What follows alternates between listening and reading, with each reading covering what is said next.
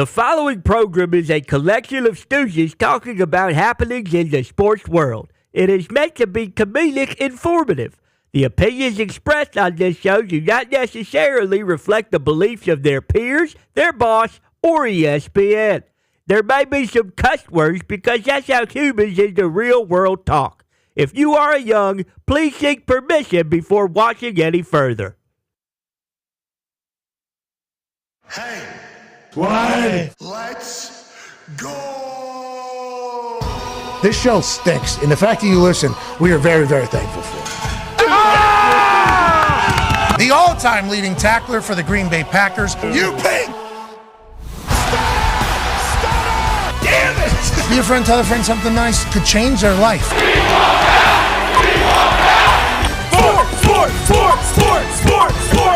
Hello, beautiful people, and welcome to our humble abode, the Thunderdome, on this Overreaction Monday, April 29th, 2024. This sports program starts now. Sports! Are wonderful, and we'll be talking about all of them today. Obviously, the NBA is happening in the playoffs. There's a new hero. His name's Ant-Man.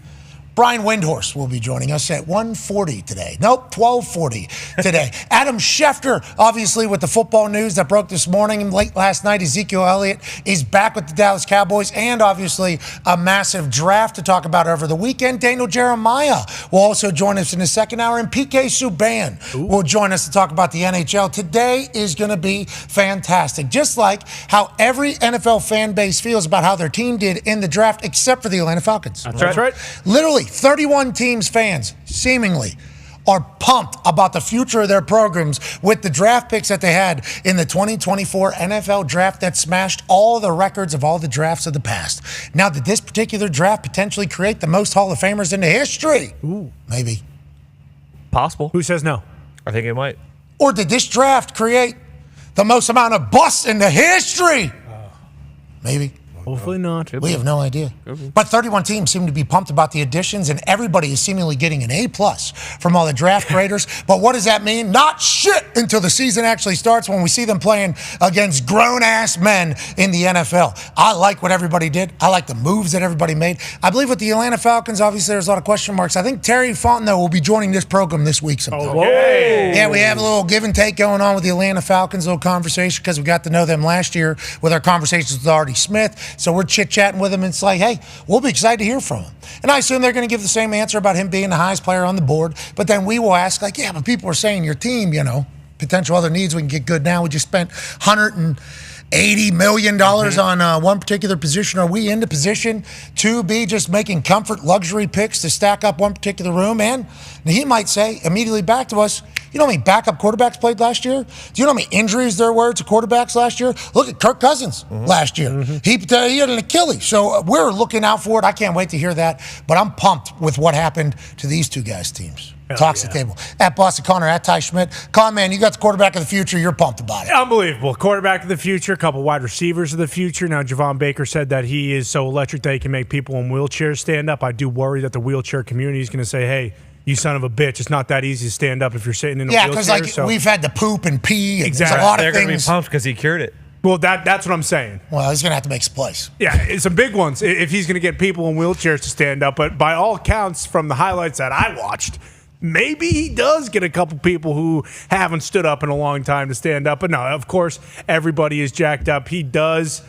When Javon Baker did get drafted, he was looking for the liquor. He was very excited. He said it took too long, which I love. He was pissed off. You're getting a dog no matter what, which is always good. Jalen Polk in the second round, you trade out. You don't take the white slot receiver. That's how you know it's a new era in New England, because they decided not to take Ladd McConkey.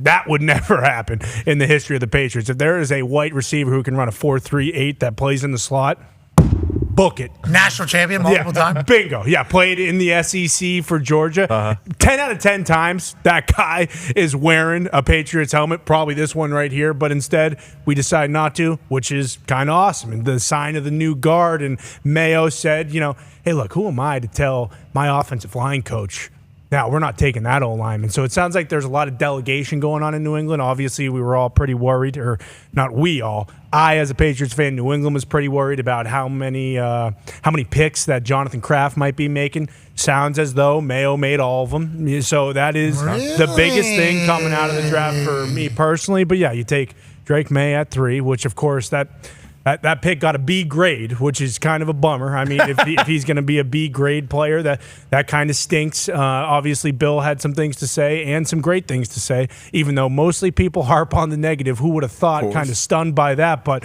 you got to be excited. The future is what the future will be. We won't know for a little bit probably if he is going to start, if he's going to be the bridge, but having Joe Milton, guy can throw an orange 100 yards. Don't know if you've seen that video. It's a good touch. It's sweet. Because orange cans. Yeah, exactly. Yeah. So in Tennessee, that whole thing. But no, it's weird as a Patriots fan for the team to go into the draft and draft the positions that they need. 2 quarterbacks, 2 receivers, 2 O-linemen. That was very refreshing, but we'll see what happens. I personally feel like we have 5-6 first-team All-Pro Hall of Famers that we got, but we'll see once the season starts. Okay, so to that point, you talked about Bill Belichick talking about Drake May in the film that he put together immediately after Drake May was drafted to the New England Patriots. His film on everybody, except for Brock Bowers, I think. Yeah. Except for Brock Bowers, which we didn't get to air, which Bill was bummed out about. Bill wanted to show the Brock Bowers film like 4 to 5 different times. We will show it at some point. But the Drake May cooking, I saw a lot of reaction. Oh, yeah. About Bill said all the bad things about him. It's like he said that about Caleb? Everybody. He said it literally about everybody in the draft. It's like he wanted to put a realistic expectation on these particular guys because he probably assumes that the thought that all these guys are going to be great and fit in year one is an absurd one, especially with all the people that have judged his drafts. Yeah. People are like, this guy's draft is shit. It's like, well, why do you keep acting like these guys are good players? These guys are shit players. Not my fault. No. This is just how this entire draft is. If you look at the percentages, a lot more busts than there are bangs. But he loved what the Packers did in the first round, taking a tackle after you almost busted your hand. How do you feel about the Packers? They broke your heart a couple different times with that Cooper DeJean potential availability. They actually trade out. The Eagles actually do take him at that exact pick. But how do you feel about the Packers? Pretty good. I mean, it's one of those things where going in, it was like you knew they were going to need a tackle because Bakhtiari's leaving, obviously, and then just a couple other holes that they needed to fill. Again, it's one of those things where we've kind of said it now, like, have been very vocal and loud in the past about, like, Brian Gutekunst doesn't know what he's doing, and I've just looked like an idiot every single time. We all have. Amen. Amen. Exactly. So I mean, it wasn't the kind of thing where it's like you're not drafting a quarterback, they're not drafting receivers, so they're not drafting positions where people typically get super excited about them. But I think the Packers going into this year were one of those teams who is like primed to kind of make a run because they have so much good young talent. So it's kind of just, filling in the cracks where they needed to, and they got a linebacker and they got a tackle. Those are pretty much their 2 biggest positions in need, and obviously just personally selfish. Yeah, I would have loved for them to draft Cooper DeJean, but hey, it doesn't work out like that. You know what? I'll love he has a nice watching little him. mohawk. He does. Yeah, I saw it down the back in the video. I watched him going into the facility. Guys got moxie, he's got swagger. The Packers, though, we all just believe in Gutekunst. Right, for sure. Yeah. If Goody's doing it, he's got to figure it out because he's been able to handle a transition better than maybe ever. Maybe. Hit the ground running. Or the other transition from the Packers before. 9-year NFL vet, Darius J. Butler. Go ahead, Will. No, Andy Reid. I was just thinking about the transition from, I guess, Alex to Mahomes. Alex Smith, Aaron Rodgers, but more than Mahomes. Oh, yeah. Yeah, but were the Chiefs in the AFC Championship? Were they? No, first round.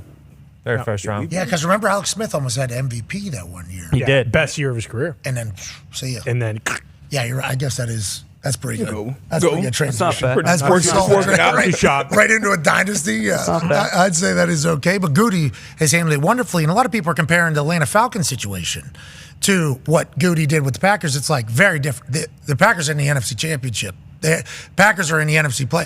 The Packers are almost a Super Bowl team, and then they go, all right, we can draft for luxury almost. Right. Falcons haven't been in playoffs a long, long time. It's like, can you draft for luxury right now just to be at a pick where you've just spent all your money? Once again, we're going to talk to Terry Font, though. Yeah. This week, we will find out that answer. One half of the hammer, Dahn. Cowboys tone digs, just like the Patriots, just like the Packers, just like the 6 teams that he's a fan of. Uh-huh. You are a fan base that thinks you won the draft, the Pittsburgh Steelers. A lot of people are saying that right Yeah, not just me. Unlike those, all due respect, you guys had great drafts, and all 6 of your teams had a great draft, including the Colts. They were way up there, okay? Oh, yeah. But there was a Way up consensus there. number Oh, one, and it was the Pittsburgh Steelers. By a lot of people said it was the Pittsburgh Steelers. Really? And the great thing, okay. And the great thing about this one was, what was the worry last year, the last couple of years, is that the Steelers were getting away from the Steeler way. And this draft just was a rejuvenation of what the Steeler way was. Okay, 3 O-linemen in the first 5 picks, unbelievable. You go with Fatnu in the first one, left tackle going to start immediately. Zach Frazier, center out of West Virginia, who's an absolute dog just down the road. Okay, going to be a starter immediately. And then you go Roman Wilson and Peyton Wilson. Peyton Wilson, maybe the best linebacker that's ever been created, but people didn't want to take him because he doesn't have an ACL. You know who else didn't have an ACL? Hines Ward. Okay. Oh, okay. Boom. Ever heard of him? How'd that work out? Okay. It worked out pretty well. So yeah, we're very pumped because of the type of guys that they drafted.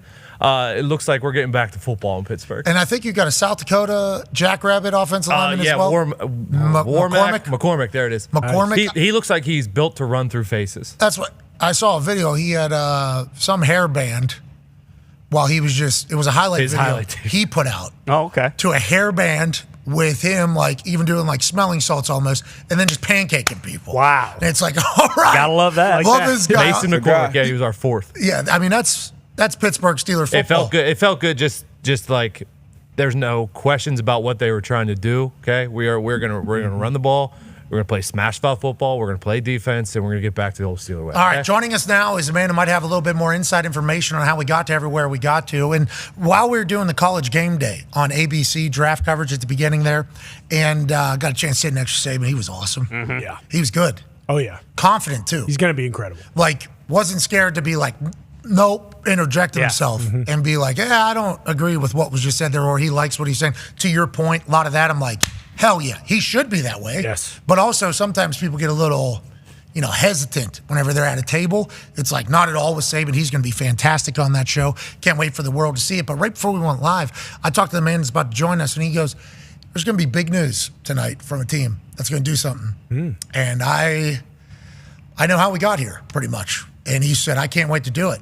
And then the Falcons pick happens, and I'm like, is Schefter talking about the Falcons? What is he? Ladies and gentlemen, joining us now, senior NFL insider for ESPN, Adam Schefter. Yeah. Was that the pick? What was that the big one that you had all the information on? I didn't get a chance to follow up with that because life has literally been a blur since Thursday to today. I'm an undefeated coach. I don't know if you know. I won a spring game in West Virginia against Pat White. Then you retire the number 5, but also hang up the headset, pal. Okay. He is completely defeated as a head coach in college. I'm completely undefeated. So I haven't really seen. Was it the Falcons pick? What was the one that you knew there was going to be some shit to? Here, I knew the quarterbacks were going early, Pat. Okay. Got it. I knew that Penix was in the conversation. I wasn't sure that he was going to go. I knew he could go. I had a feeling that Bo Nix was going to go. We knew J.J. McCarthy was going to go. So in my mind, I just knew that in the first half of the first round, there was a real chance that 6 quarterbacks were going to be picked. And by the way, if Penix had slid past the Falcons at 8 and the rest of the quarterbacks went the way they did, then there was the possibility that the Raiders would have taken Penix. So when we were standing there before the show, I said to you, it's going to be a big night for quarterbacks. Yep. And I said, there's going to be some big news. I had a feeling Penix could be in play at 8. I had a real feel that Nix was going to be in play at 12. I knew altogether that it was going to be topsy-turvy and that the quarterbacks were going to fly off the board, and they did. Yeah, offense flew off the board. I mean, Chris Ballard with our pick at the college, who said we just got the best rusher in the draft because of how offensive heavy the beginning of it all was. We're kind of hearing that my sense from around the internet is like there's 31 teams that are happy with what fan bases that are happy with what their team did. A lot of questions around Atlanta. Have you been able to snoop around a little bit into that situation? I know Kirk Cousins said he's super excited to work with Penix, and Penix just got dropped into this. He's a top 10 draft pick. Yeah. And now all he has to hear about is how dumb of a decision it is. So it sucks for Penix. We would like to let the world know. Have you dug around in that world at all? And what are other teams saying about that particular move? Here's the problem. I got no problem with Michael Penix or taking Michael Penix. But there are some things about it that I think raise some questions. Number one, they were at 8. they could have traded back to, at the very least, number 10, gotten something from the Jets, who had some interest in moving up in the draft. The Jets would have moved up. The Falcons could have moved back 2 slots, gotten an extra 4th-round pick at the very least from the New York Jets. That's number one. You could have moved further back if you would have liked that and really been willing to roll the dice that the Raiders wouldn't take Penix.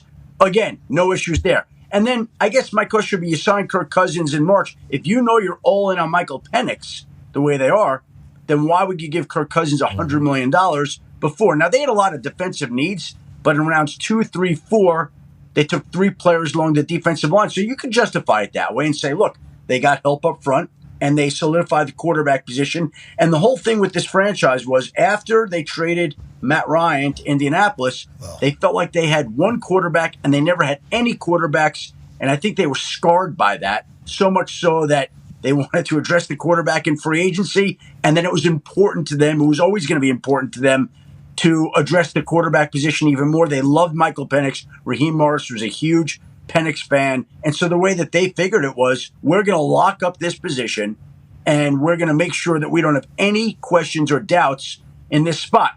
Again, my number one question would be, why would you not trade back to try to get him an extra and pick up extra draft capital? Because you could have done that. They say somebody would have taken Michael Penix before 10.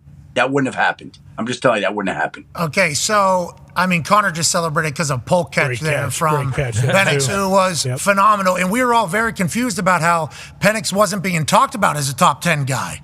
You know, going into the draft, a lot of us that watched all of college football last year and saw the way he handled his team, his teammates, and the game. It's like, this guy is an NFL guy. Now we're staring down the possibility of not seeing him for a couple of years if Kirk Cousins plays exactly like how Kirk Cousins normally plays. But I guess what Orlovsky is saying from the message that he's getting inside the building is like, if he doesn't play for 2 years, perfect. We transition right into another quarterback. Now he'll be 26, I believe, at the time, because he's already 24 years old. But last year, a lot of backups played. So maybe this decision looks good around week 11 or week 12 if something happens. Nonetheless, you never know how a draft goes for anybody until we see how they play on Sundays, Mondays, Wednesdays, Thursdays, Saturdays. Fridays. Fridays now, Black Friday, we got a game. And opening week, we got a game on Friday. Oh, yeah. So, so hey, you know what the old expression is, Pat? On any given Wednesday. Any given Wednesday. Yeah, especially if it's Christmas. You're asked to get got there. And so I'll be excited to hear what Fontenot has to say about it as it continues to roll on. But trading back, thinking he could get him later seems like a right decision. Matt Ryan, after he retired from the Colts, he would go on to kill Boomer Esiason and Phil Simms. Oh, yeah. Oh, no. Yeah, him and JJ just took him off TV. They did, both of them. Yeah, I think that's how it works. Yeah, no, it is. From the way from us, the way that it works is they did that. So hell of a run, Boom. Good work. Way to go, Chris. You guys love it. Wait, is Phil Simms also off? Yeah. Yeah, I think so. Thought I saw that. I honestly, those two guys are legends, and they had an unbelievable run, and I have great respect for both those guys. And Boomer's a personal friend, love that guy, and mad respect for the careers in TV that they've had. Truly. Amen. Boomer's work ethic is one we're all striving for. Yeah. But those two guys, end of an era. End of an era. Don't miss you, boy. And we appreciate them getting to spend Sunday mornings with them. Legit, for shoot. Long time dedicated to football. We appreciate the hell out of that. Connor's got a question for you, Adam. Yeah, Schefter, it felt like Joe Wald and J.C. Latham kind of out of nowhere flew up the board. Most of the mocks going into it had the Chargers taking a Neighbors or a Dunze just because they lost Mike Williams and Keenan Allen. Were those two always, at least in your circles, going much, much higher than a lot of people thought? Or was that something that kind of developed on draft day, that Joe Wald and everything, they were going to go in the top 7 or whatever?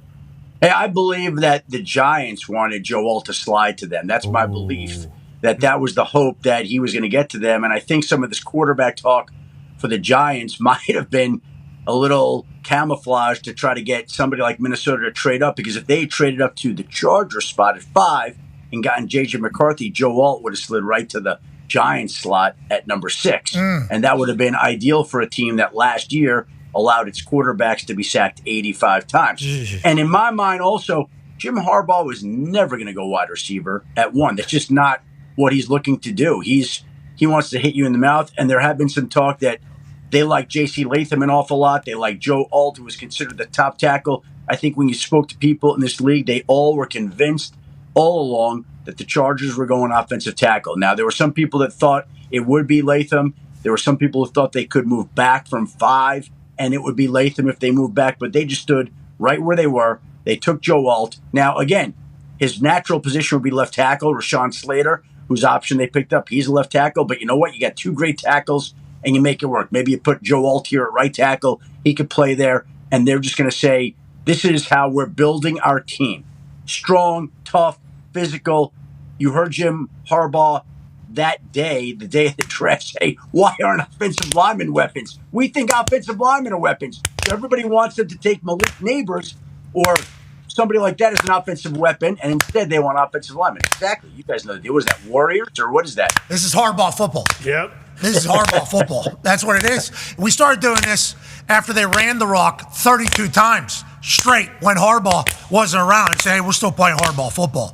So his first pick being an offensive lineman was maybe the most obvious thing of all time. Yep. Him singing Hail to the Victors in the War Room, also majestic over the weekend. And nice. The whole thing. He sings the whole thing in front of the whole Go Blue. Yeah, and okay, all right. Yeah. Good performance. You know what's funny about the Jim Harbaugh stuff? Like last week in Detroit, I'm watching ESPN, and they got these odds shifting on whether the Chargers will draft J.J. McCarthy. I'm like, where is this coming from? Now, the interesting part about it was on your network, Schefter. Yeah. That was on your network. That would be you. Well, it was coming like the from. The odds were going way up on it all of a sudden. For some reason, by the way, we were talking about, you had me on from Ann Arbor 2 Fridays ago, and the odds on Drake May had gone up. And the truth is, the Commanders, the 2 quarterbacks they had in consideration at 2 were Jaden Daniels and J.J. McCarthy. So Drake May wasn't going to. He just wasn't going to. He was going to go 3 to New England. But back to Harbaugh a second. What's interesting about that is what would have been really cool, and there were other teams that were thinking that this would have been cool, if Jim Harbaugh believed in J.J. McCarthy as the best quarterback in this draft class, as he said, as the best quarterback in the history of Michigan football, as the man who had the best pro day of any quarterback he's ever seen. Why not go take that quarterback at 5 and go trade Justin Herbert? And you could have traded Justin Herbert for, I'm going to make this up off the top of my head, 4 ones. 4 ones. Okay. Right? Just off the top of my head. And you know what? I wasn't the only one that had the idea. The Chargers couldn't do it because the cap charge for this year would have been about $64 million, and all the new money in his contract was coming due. And I think the Patriots and the Vikings had the same idea because both teams reached out to the Chargers to inquire about Justin Herbert and were flat out rejected before there could be any talk. So they thought the same thing that I did. Like, hey, you like J.J. McCarthy so much? Go pick him and trade us Justin Herbert. But they never even considered it. Imagine Jim. Yeah, Easy. Justin Herbert, though, potentially a Patriot. Look out. He's potentially a Patriot in the draft, I heard. And now we potentially take him home. I'm just going to make this up. 4 ones off the top of my head. Could you imagine getting 4 ones your first year? Sounds about right. If the Chargers were going to trade Justin Herbert today, what do you think the price would be? Considering that's probably it. Yeah. 4 ones. Yeah, the Niners. And a 5th. 4 ones and a 5th. Because that Jimmy Johnson trade card will come in somehow. And you're like, we need another 26 points. So we need a 5th rounder on top of the 4 ones. Well, when the Niners traded up for Trey Lance, it was 12-3. It was 3 ones and a 2. Right? For Trey Lance at the number 3 spot. So and a player. You have maybe 10 ones there. Yeah, you might need to give him 6 or 7. Maybe 10 was. So, by the way, if I were the Vikings or the Patriots, I would say, okay, 4 ones, you got it. We got a 6'5", handsome, fast guy, could throw the ball forever. The only reason why he hasn't been able to win is because seemingly, and I don't want to sound like this. I don't want to talk about these 2 men as humans, probably good guys. Doofuses making decisions in crucial situations. That team has had the lead with minute 30. Minute 17 left. If you go back over the last 3 years, I would assume more than anybody ever, and nothing to show for it. Absolutely nothing to show for it. This year, it's different, though, because you're going to be able to do this one right here. And by the way, and that goes to the Joe Alt pick. He wants to be physical. He wants to be tough. He doesn't want to be like the Chargers have been in other years, and that's the reason that they hired him, is to bring his brand of football to Los Angeles, to establish the culture that he wants. And the best way to do that was not by picking a wide receiver. It was going to be by picking an offensive lineman, unless, of course, he wanted to trade Justin Herbert, which they never considered doing. Latham going to Tennessee sucks, though. Yeah. I mean, what's the deal down there? They seemingly have a plan. Seriously. Oh, yeah. I hate that. You fire Vrabel out of nowhere. I'm thinking, all right, this is the new Texans. Done for. We got idiots here. This is good news. We got dummies. By the way, that division, Pat, and it's bad news for your team, that division got really good really quick. Yeah, so did we, Schefter. Jeez. Wow. But you're right. It did get very good. What happened in Houston's not supposed to happen. Obviously, C.J. Stroud is an actual anomaly. This guy. And he's funny as shit. He's on these. Yeah, he's great. He's good. seemingly the perfect guy good. for them. And they turned that whole thing around. Will Anderson, D'Amico Rice. Wait, one point about that I want to make also. Do you realize how fortunate the Texans are that they beat the Colts in that last game, which cost them the number 1 pick, right? And then they go to number 2. Now, you can tell me whatever you want, but I'm just telling you, if the Texans had the number 1 pick that year, I believe they would have taken Bryce Young at number 1. But they didn't. The Panthers traded up to number 1, and they got Bryce Young, forcing the Texans to go C.J. Stroud at 2.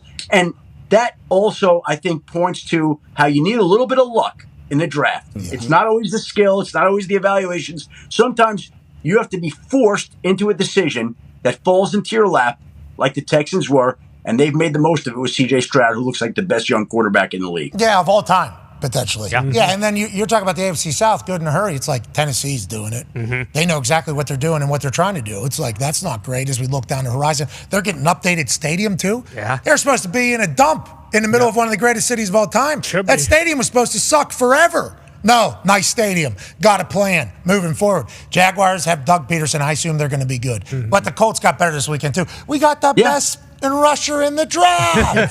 Love that. D-But's got a question for you about the draft. Yeah, I got a question. Obviously, we hear about it as a former draft prospect. Hey, when they're digging into your background, they're going to talk to your high school coach, custodian, the college. The Spencer Rattler kind of slide, and then the rumors and the reports coming out that maybe it has something to do with his QB1 stuff when he was way back in high school. Is there any truth to that? You know what I think it was with Spencer Rattler more than anything else? The 2 teams that liked him most, in my mind, based on the people I spoke to, were the Denver Broncos and the Atlanta Falcons. And I think they had a mid-second, early third-round grade on him. And Spencer Rattler's big problem there was that the Broncos went Bo Nix at 12, the Falcons went Michael Penix at 8, and his 2 best options closed up immediately, which left him sitting on the board longer than a lot of people think. I think that had as much to do with it as anything else. You could talk about all the other factors, but there were some people on some teams, and I know this because I asked them before the draft, how high do you think Spencer Rattler's going to go? Mid-second, early third. Well, the problem was 2 potential landing spots closed up really quick, and that caused him, in my mind, to slide further than a lot of people thought he would. Interesting how these little, games play, because they say you only need one person interested. You only need one team interested. That can make you a top 10 pick if one person is very, very, very interested. Shout out to Atlanta. Michael Penix Jr. in this particular draft, but that's happened a lot of times in the past. But if you have 2 people interested and then they're both more interested in somebody else, that's a bad spot to be. Doesn't matter how you get in the building, though. Remember that, Spence. Doesn't matter how you get in. Now, speaking of the building, San Francisco 49ers took a couple wide receivers early. What does that mean over there, Ty? Yeah, Schefter, there was a lot of speculation going into the draft, whether it was, hey, are they going to re-sign Brandon Ayuk? And then all these rumors came out that Debo might be getting traded, and they obviously draft Pearsall. Can we assume that both of those guys are going to be staying put in San Francisco, or are they still kind of working through things? And is it possible that one of those guys is on a different team before the start of next year? Here's where we're at with that, essentially. And by the way, I got one more story about that when we talk about just how strange the draft is before I answer the question about the Niners. I remember the year I was on the phone with the Rams in the second round, like, what are we thinking today? Like, there's tight end from, I think it was South Alabama that we really, really like, Gerald Everett. Oh, we like this guy. We'd like to get him. And I'm on the phone with the 49ers. I'm like, what are you thinking in the second round? Like, oh, there's this tight end from South Alabama that we really like, Gerald Everett. And I don't say anything to either one. And I'm like, okay, well, this is going to be interesting to see who gets Gerald Everett today. I sit back, I watch, and the Rams get Gerald Everett, causing the 49ers to fall back in the draft. And in the 5th round that year, the 49ers took a tight end because they didn't get Gerald Everett by the name of George Kittle. So it worked out okay for them that particular year. But in regards to the wide receivers today, I think what happened is at various points during the offseason, they had inquiries about Brandon Ayuk, and they decided they wanted to try to sign him to a long-term contract that they're still trying to get done. They got a couple of inquiries on Debo. nothing got close to getting done. And they said over the weekend, and I believe this is the plan, that the plan right now is to move forward with both those guys. Now, here's the deal. Ayuk has not signed that contract. He's headed into the last year of his deal. Juwan Jennings is headed into the last year of his deal. And Deebo Samuel is headed into the last year of guaranteed money on his deal that has 2 years left. So clearly, there are wide receiver questions in San Francisco that they're going to have to address. So they got out in front of it this weekend by drafting the 2 wide receivers that they did, including Ricky Pearsall in round 1. And Ricky Pearsall, the funny thing is he wanted to go to San Francisco. That was the place he mentioned before the draft to a few people that he wanted to go to. He winds up there in a perfect spot for him, making some of the catches that he has. And now the Niners don't plan to move on from either of those guys. Now, could that change at some point? Sure, absolutely. And by the way, if there's a team that all of a sudden has a wide receiver injury and makes a big play, could you pry loose one of these guys? It's not what they would like to do. It's not what they're planning to do. It's not what they want to do.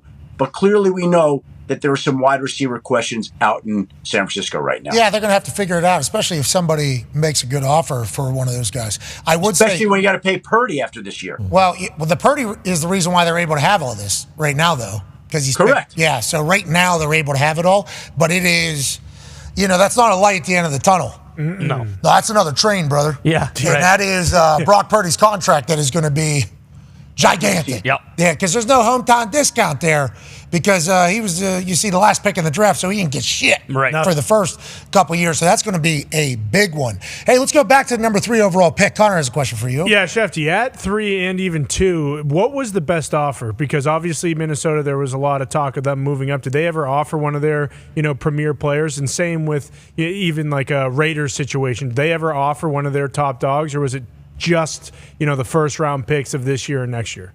Connor wants me to say that the Vikings offered Justin Jefferson to get up to number 3. Did they? Did they or no? No, they did not. Okay. They did not offer that. They offered various pick packages to come up there. The Vikings had the most discussions with the Patriots. And on Thursday, I texted somebody in New England. I'm like, any chance this gets done? And the text I got back a few hours before the draft was 0 chance. 0. Hell yeah. So clearly, the Patriots were determined to stick where they were. They knew, like everybody else, that Caleb Williams was going 1, that Jaden Williams was going 2, and that they were going to be able to take Drake May. They talked to the Giants, and the Giants, I don't know that the Giants weren't for Joe Alt at 3 as opposed to the quarterback. I know we've talked a lot about them. The Giants really wanted Joe Alt. It sounds like it. Yeah. I think they wanted Joe Alt. That's my suspicion based on things I've heard from people.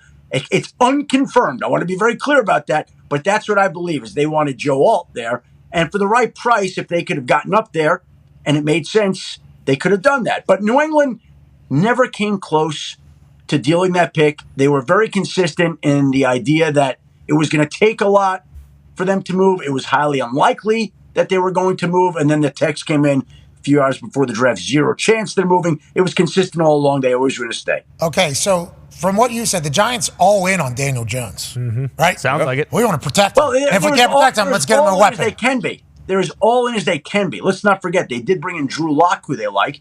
And if Daniel Jones is healthy, yeah, they'd love to see him be healthy. But you're also talking about a guy coming off the ACL who's had neck injuries. The eyes. Durability's been a question. The eyes. The eyes, yeah. The eyes. The eyes. Yeah. We saw it, yeah. Yep. Yeah, exactly. That was one of those Adam Gase-like press conferences. You know what I mean? Hey, you look refreshed, by the way. How pumped for you that the draft was over? Pretty pumped? Yeah, well, it's always nice. It's to me, the analogy that I use is it's always like finishing finals at the end of the school year. And back then, you're off for a couple of months. Like, what I've learned with this league is it's slower, but you're never off. Speaking of that, Tone has a question for you. Yeah, speaking of slower, Schefty, there's still a good amount of free agents left, some big-name free agents left. Bakhtiari's out there, Stephon Gilmore's out there, OBJ, Tyler Boyd, Justin Simmons. How are these going to take a bit of time to happen, or now that the draft is over, are we going to start immediately seeing some of these names come off the board, per se? See, trying to ruin my summer vacation already, right there. Well, you said it slows down. Yeah, okay? figure it out, Schefty. We're still going, by the way. So if you want to drop out of your summer vacation and give us some shit, we'd be very grateful. Just know that. We would be very grateful. Well, look, you see Zeke go to Dallas on a one-year deal worth up to $3 million. Atta baby Zeke. Yeah, Odell Beckham's still out there. Some of those names that you brought up. I think some of these guys, they wanted to wait to see how the draft went, see what teams came up short at certain spots, and then they could go figure out where they're best used, where their greatest value is. Like Mekhi Becton, he wanted to just see how this fell. The Eagles didn't draft an offensive tackle in this draft, so he goes to Philadelphia where he gets a deal up to $5.5 million. He can go play for Jeff Stoutland. So I think these guys were just kind of waiting for this, and now I think you'll start to see a slow movement of some of these guys finding homes. All right. Well, we'll keep an eye out on the old X account, to see if you're still working. Mm-hmm. And Pat, I'm always working. That's what we like. Hell yeah. We're going to check that life journal you have, make sure that's true. Make sure you didn't take any days off, because we'll be able to keep track of it all as you have it documented. And whenever the Hail song starts, do all Michigan people have to sing it? Well, it's not a rule or a law, but, I will say that this was the day that I actually graduated from Michigan 35 years ago. Well, to that note, Hail to the victors, valiant, hail to the country heroes, hail to Michigan, the leaders and men. Hail to the victors, valiant, hail to the conquering heroes, hail to Michigan, the champions of the West. Go blue. And then they give him a round of applause. I don't know who got drafted, but Harbaugh stole the moment of the room, as he should have. Congrats on graduating from Michigan, pal. It really led you to a dominating career of never taking a day off and always on your phone. Well, I'm sending you the picture of my graduation. You'll notice one thing. I just texted it to you, right? Okay. So take a look at that right now. I texted it to you and Foss. Mm-hmm. And tell me what stands out about that picture, if it has hit your phone yet, Pat. You see it? Traps. I do see it. Stacked. I mean, look at he's got Chucks on in this thing. I just sent it. Wait, hold on. That was 35 years ago. As one of my college roommates in that photo pointed out, I invented the hashtag back then. You were holding the number sign there. Wow. Yeah, there it is, right? 35 years ago today. That was about 3 weeks after Michigan had won the national championship in basketball, beat Seton Hall out in Seattle. My friends and I were out there for that game. And that was 35 years ago today that we graduated Michigan. And we did the NCAA number one on our caps, and I drew the hashtag. Well, it's a pound sign back then, but so is that Zuckerberg's brother, far left? Who is that a Zuckerberg? My God. Hold on. Is that a Zuckerberg, dude? Is that right? Actually, that guy, his name is Sam Stemple, and he's as smart as Mark Zuckerberg. I'll just tell you that right now. He's the smartest one, you said? Well, they're all very smart. It's a smart group of guys, but that guy's very smart, yes. What? This guy's a bro. This guy got after it. Yeah, he was boozing. This guy he did. Yeah. So did this guy. That's Moan. Wait, that's Moan. That's Moan right there. Moan? Wow. We call him Moan. Not even going to get into it. No. Not even going to get into it. Let's call it. You guys do what you got to do. Yeah, Big Whoops. The big guys, the Big Whoops. Okay. Yep. Then we got Bax. This guy's a dog. Yeah, he's a dog. Bax is a dog. Yeah, he lived in the basement of our house in a mole spore infested house right there. He lived amongst that, right? Don't want to judge people just by the cover, but we knew that. Yep. We knew that about him. Junkyard dog. And who's this? This guy's super pumped. He's got to be in finance somewhere. That's what do you say? He's retired by now. He's made so much money, he doesn't need to work anymore. In finance, in money? Yep. Yeah. I can tell just by looking at his face. He's the only one I don't want to wearing do this cuffs, though. entire thing, but IT or some sort? So he's doing something on the internet just because he looks like Zuckerberg? That makes no sense. He's doing technology. What's he? Wait, which one? Far left. Guy? Yeah. Oh, he's a lawyer now, but honestly, incredibly intelligent. Not going to get in. Lawyer We were hot. We went 2 for 3. Let's stop. Yeah.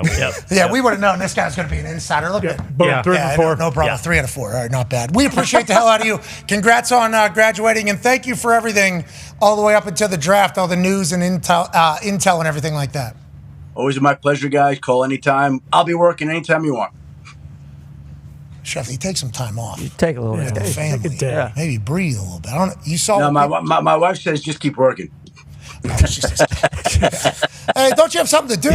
Right? Don't you have something to Exactly. do? Yeah, I understand. All right, ladies and gentlemen, I'm Schefter.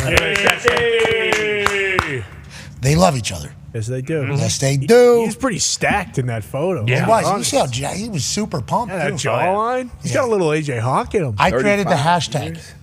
Pound sign's been around. It's a good claim. It has been for a long time. Yeah, it used to you have to hit pound something. Yeah. Right.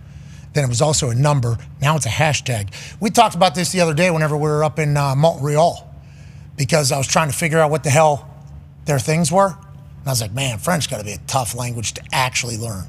And then you think about like English. We have so much dumb shit. I couldn't even imagine. Good luck. You know, the parkway driveway thing, you get into that. But how about just the pound hashtag number sign? That's 3 things. Just this little, does this, does this, does this. Somebody who speaks like, you guys are dumb. We agree. We agree. It is the dumbest thing of all time. How about the draft and how big it was? Okay, we just talked about it obviously on Monday. The numbers are in 12 million or something like that. Damn. 12 million people, I believe. Crazy. Is the viewership average that happened for 12.1 million viewers of the first round of the NFL draft. That's more than a World Series, we'll ever get.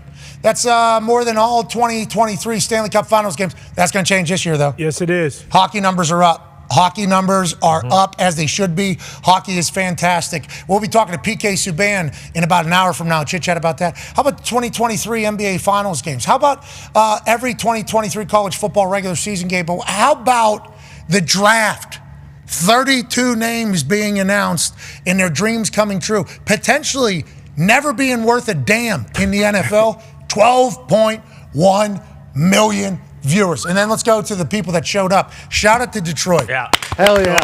Shout out to Detroit. Great host. Yeah. The location was perfect, too. They took a part of downtown and basically turned it into a massive amphitheater. And the way the buildings were set up, it was like perfect. It was a optically, I think, audio-wise, it was great. I think there wasn't really a bad seat in there, and it seemed to be great vibes. Yes. I didn't see any negative vibes at all. A lot of boozing happening, a lot of people smoking weed in there, and it was just good vibes. Kids, adults, olds. I mean, it was fantastic. 775,000 people come through is what the NFL is estimating. That's phenomenal. We were at Nashville, and that felt like that was the fakest of all time. Yeah. Like 600,000. This is where it should be every single year. If they're able to host that many people, first of all, able to house that many people in the hotels, able to feed that many people whenever it comes to restaurants and everything, this is the perfect location. Then you go to Detroit and it's like, actually, almost 200,000 more people came through. It's like, okay, I'm excited to see what happens in Green Bay next year. And then as a year after that, Tone Diggs tried to force it into Goodell's year. Pittsburgh's trying to get it. It's like these football cities, you know, if they get, you'll get people flocking in there because how much other shit, you know? Oh, yeah. Thursday night, what else are we going down to Heinz Hall in Pittsburgh to see the Pittsburgh Symphony? No. Or are we potentially going to boo Roger Goodell's ass? Right. And then see what everybody else is doing? It's like, they found something with this draft. Congrats to the NFL and shout to Detroit for showing up. Yeah. Greatest year of football for the state of Michigan's history. You had U of M win the title. Obviously, the Lions did what the Lions do, and then we show out the draft. It was like really, really awesome to see that. Way to go, Michigan. Yep. Hell yeah. Come on. Cold as shit. Way to go. Very cold. Way to go. We had the sun, though. That was rare. We had some sun. Yeah, I did get a little burned, too. I was cold and I got burnt. Yeah, That's it's good. perfect. Shout Yeah. out Michigan. It was a nice little. It will be interesting to see what it's like at Lambeau and everything. Because I was initially going to say it seems like now at this point it's just going to be every year is gonna break the previous year's attendance record. Like it's getting to the point where it keeps getting bigger and bigger. And obviously like they're not worried about it, but to not even think or care at all, like hey, there's going to be playoff hockey, there's going to be playoff basketball on the same night. Like doesn't matter. We own this night, and they will for the foreseeable future. Like it.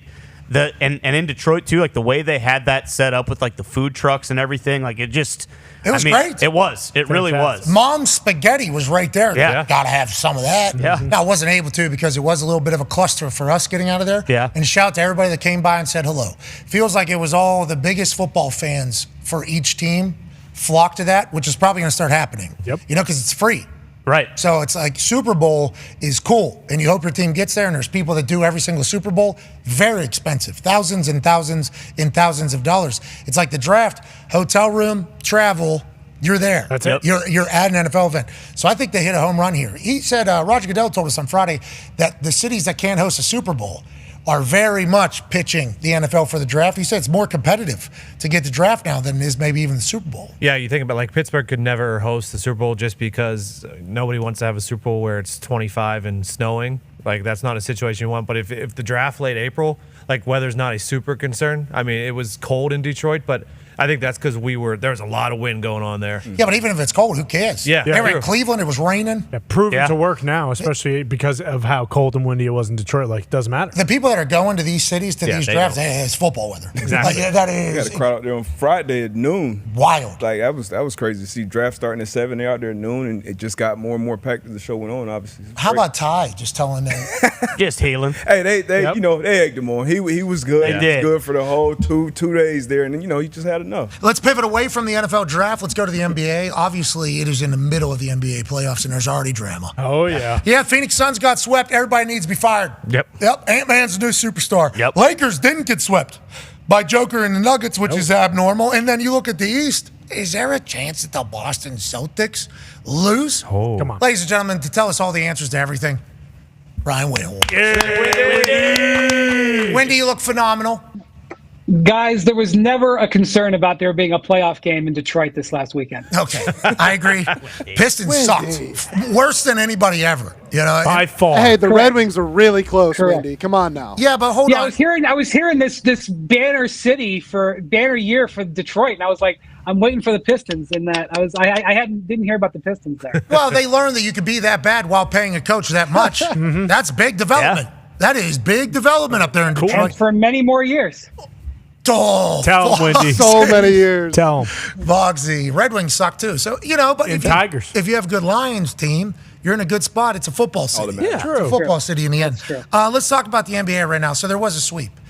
Phoenix Suns out. Okay, now Kevin Durant, Booker, the whole squad over there have to watch the rest of the playoffs. Now there's going to be full conversations about Kevin Durant because how great he is.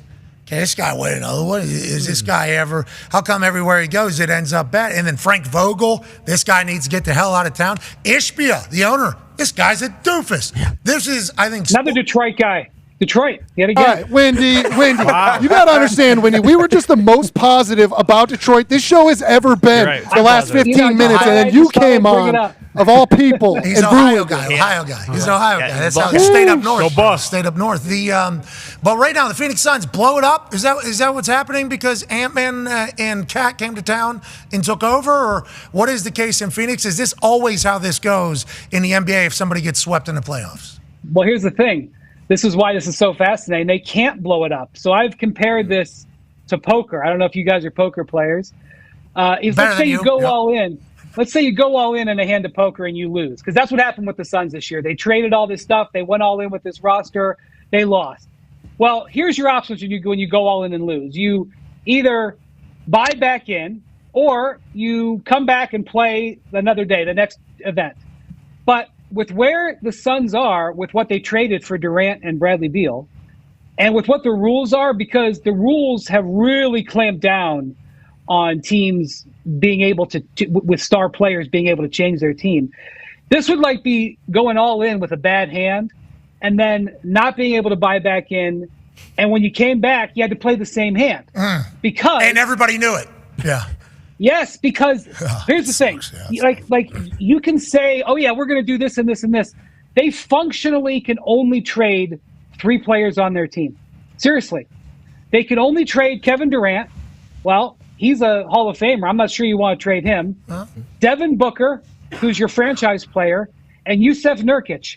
That's it. And when I say that's the only thing they can trade, I'm not messing around. They're not allowed to trade Bradley Beal because he's got a no-trade clause. The 2 other sort of supporting players, Grayson Allen and Royce O'Neal, are both free agents. Grayson just signed a contract extension. He's not allowed to be traded, and Royce O'Neal's a free agent. That's it. Other than that, it's guys making $2 million. And to get Durant and Beal, they traded 4 first-round picks, 6 second-round picks, and 4 pick swaps. You can also trade a swap of your first-round pick. They traded 4 of those. So they literally have nothing to trade. So, and even if you could sign a player and trade him, because of how much money they're spending, they're not allowed to sign and trade a player. And they're not allowed to sign anybody to the mid-level exception. Back in the day, you remember when the Heat came together, Bosch, Wade, LeBron. They spent a lot of money. The next 2 years, they added Shane Battier and Ray Allen on the mid-level exception. You can sometimes really get quality role players. Because of how much money they're spending and their rules, they've had that taken away. They're not allowed to use that. So they can't really sign anybody other than the minimum. They can't really trade anybody unless they want to trade a star player. And so you want to know why everybody's thinking Frank Vogel's going to get fired? Because you can't do anything else. And so that's where the Suns are. It's not a good place to be after what they did this year. We got to change something. Jeez. We literally can't. We forfeited our right to do everything in an attempt to maybe win a game or two this year, and we didn't win any in the playoffs. So you're out. Everybody else is still in. I think the only reason why I said to Kevin Durant potentially getting traded, because the thought of him playing alongside Ant-Man would be. I'm a Durant fan. I'm a KD fan. So just the thought of how much he respects this dude, and then also if they were to be on the same team as each other, I would love to watch it. Is KD going to get traded? Is he going to force his way out of this entire thing? Or because that's how the NBA works, as we understand it. You're right. So there's this kind of interesting moment happening. Kevin Durant is eligible for a contract extension. Now, he is 35 years old. He will turn 36 right before next season starts in September. He has 2 years and $105 million on his contract. But because he is eligible for a contract extension, it creates a natural moment for Durant and the team to basically make a comment on each other. Does the team say, Kevin, we'd like to offer you another $60 million when you're 38? Maybe not. But what if they don't? And then what does Durant say? What if they come to him and say, Kevin, would you like to sign and stay here in Phoenix for the end of your career? What if he doesn't? Man, that's not something that can be hashed out until July, but that's one of those things. You're already wondering what they're going to do. If he does an extension, it sort of settles things down. Whether it's smart or not, it's a different conversation. If he doesn't do an extension, or it becomes clear in June that he doesn't want to, or the Suns don't want to, then you have possible kindling for something to happen. So we'll let this water calm a little bit, but there's a coming thing with Durant that's going to be, really revealing about how these two sides feel about each other. And we will keep our eyes out for any concerts that he goes to. If Mark Cuban's at a concert, Yep. Or Ballmer who's at a concert, or any other owners that we know are there, because there might be some backroom negotiating going on. That's right. Because remember, that is these days in the NBA, they do it in the front room. Oh. They don't even care about the back room most of the time. Going to get caught up when you do that. Good luck. Going to get caught up when you do that. Careful. Stuff. Connor's got a question for you. Yeah, Wendy, another pillar player of that generation, LeBron James. Obviously, the Lakers didn't get swept, but by all counts, people are expecting the Nuggets to kind of close it out tonight 4-1. Is there a chance that this is a similar situation, not money-wise, but player-wise, where LeBron might think about going somewhere else after losing to the same team, 2 years in a row? And is there any chance that he says, you know what, hey, I am the greatest player of all time. There's a kid in San Antonio who's 19 that could probably use some advice perhaps going forward in his 20-year career that we all expect Wemby to have. Is there any way that happens, or do you think LeBron probably runs it back with the Lakers and then next year loses maybe 4-2 to the Nuggets? Well, you opened up a can of something there, Connor, with Wembanyama. Let's just set that aside for right now. Well, the questions you're asking are the questions that the reporters in Denver, if the Lakers lose tonight, will ask LeBron. Because if you remember last year when they lost to the Nuggets, he basically walked out of Staples Center and left the door open for retiring. He was in that mindset. Now, he I think pretty quickly walked it back. But you're going to have to check in with him. Based on my conversations and my feel, I don't think he's going to retire. I do think he's going to play at least one more season. He has a contract decision. He has an option in his contract. And what he does will be somewhat interesting. I really don't see him leaving. I don't see him playing anywhere other than LA for a number of different reasons. And no matter what you think about this Lakers team, and no matter what you think about LeBron, the Lakers need LeBron. There will be a day where they have another star because they've always had another star. But right now, LeBron is the signature star of the Lakers. He's not their best player. That's Anthony Davis. But LeBron is the signature star for the Lakers, and I think that they're going to stay together. But LeBron, I do think, will opt out, and I think he's going to opt out for two reasons. One, his son is in the draft, and he has expressed on a number of occasions, and sometimes more, hotly than others. Hold on. That he's. Is that breaking? No. We knew that he was in the draft? Well, he entered the transfer portal, and I don't know if he's filed his paperwork for declaring, but him going into the draft is a strong option that is being considered. He could. I'll tell you, he's not. I don't think he's going to return to USC. He could go to another college, but he's going in the draft. Yeah. Thank you, Wendy. We appreciate you. Yeah. Put it on the ticker. I think he's going to the draft. Put it on the SeatGeek ticker. All right, sweet. Appreciate that. So number one, the draft is like June 27th or 28th, whatever it is, and the free agency starts July 1st. So LeBron having his free agency open during the draft could be beneficial. The second reason is that LeBron does not have a no-trade clause in his contract. And if he picks up an option in the deal, he can't get a no-trade clause. And at the trade deadline this year, there were conversations between the Warriors and the Lakers about him. Now, I wouldn't think that the Lakers would ever trade him, and certainly that they would never trade him without his consent. But why not get a no-trade clause if you can get it? And you can't get it without opting out. So for those two reasons, he's going to opt out. But before we move on, let me say something about Wembanyama. Yep. Some star player, I predict, is going to look at what's going on in San Antonio and say, I want to be there. I want to play with that. Go put me next to that guy. I don't know who it's going to be, but somebody is going to get – it's probably not going to be a guy who's a number one on his team now. My guess is it's going to be a guy who's maybe in the middle of his career who realizes he can't win it all by himself. That situation in San Antonio is too exciting to not have somebody want to go play with that guy. I don't think it's going to be LeBron, but it's going to be Damian Lillard? Is that who we're talking about? Dame is under long-term contract Trae in Young? Milwaukee. Ooh. Now, that's an interesting name. Okay. Oh, hey, we're doing the basketball. Okay. We're doing the basketball today. We're about to come up on a hard out. Anything else happening in the NBA that we need to know that we might have missed over the last few days, Wendy? This Clippers-Mavericks series is hot, and Luka looks a little bit banged up. That was a fascinating game. Kyrie, I don't know if he's ever played better. Game 5, Wednesday night in L.A., that's going to be to me is one of the big moments of the first round. Absolutely. Paul George, James Harden go bananas, as does Luka and Kyrie. Kyrie was just unconscious for a bit. Yeah. And then also, whenever he starts doing this shit. Like, what is this? And then this shit. How? I mean, that's James Harden, Paul George, and Cuzzy. Man. That's one of the most amazing baskets I've ever seen. Yeah, and that's just a number of them that he's had this year. Remember, he had the running left-handed baby hook to win the game or whatever after just a couple over Jokic. Most skilled. Yeah, he is he's very phenomenal. talented. The NBA playoffs have been great basketball. It's been fun to watch. The Knicks, Jalen Brunson doing magical stuff. I mean, the Celtics obviously doing their thing. We're in for a good one. We appreciate you. Ladies and gentlemen, Absolutely. Take care, Brian guys. Windorf, thank you, buddy. Yeah, Wendy. All right, we got a hard out. Hour 2 will be on the other side. AJ Hawk will be here. Daniel Jeremiah will be here. PK Subban. Nice. We'll be here to talk a little hockey. Hockey's great, too. Oh, yeah. Cook. Only sweep so far is the Rangers over the Capitals. Is that because the Rangers are the Rangers or the Capitals not deserve a shot at the playoffs? Should have been the Pens. Hockey ratings are up. Oh, yeah. Big time. People are falling in love with the sport. How could you not? We'll be back on the other side of the break. Be a friend. Tell a friend something nice. It might change their life. Take 3.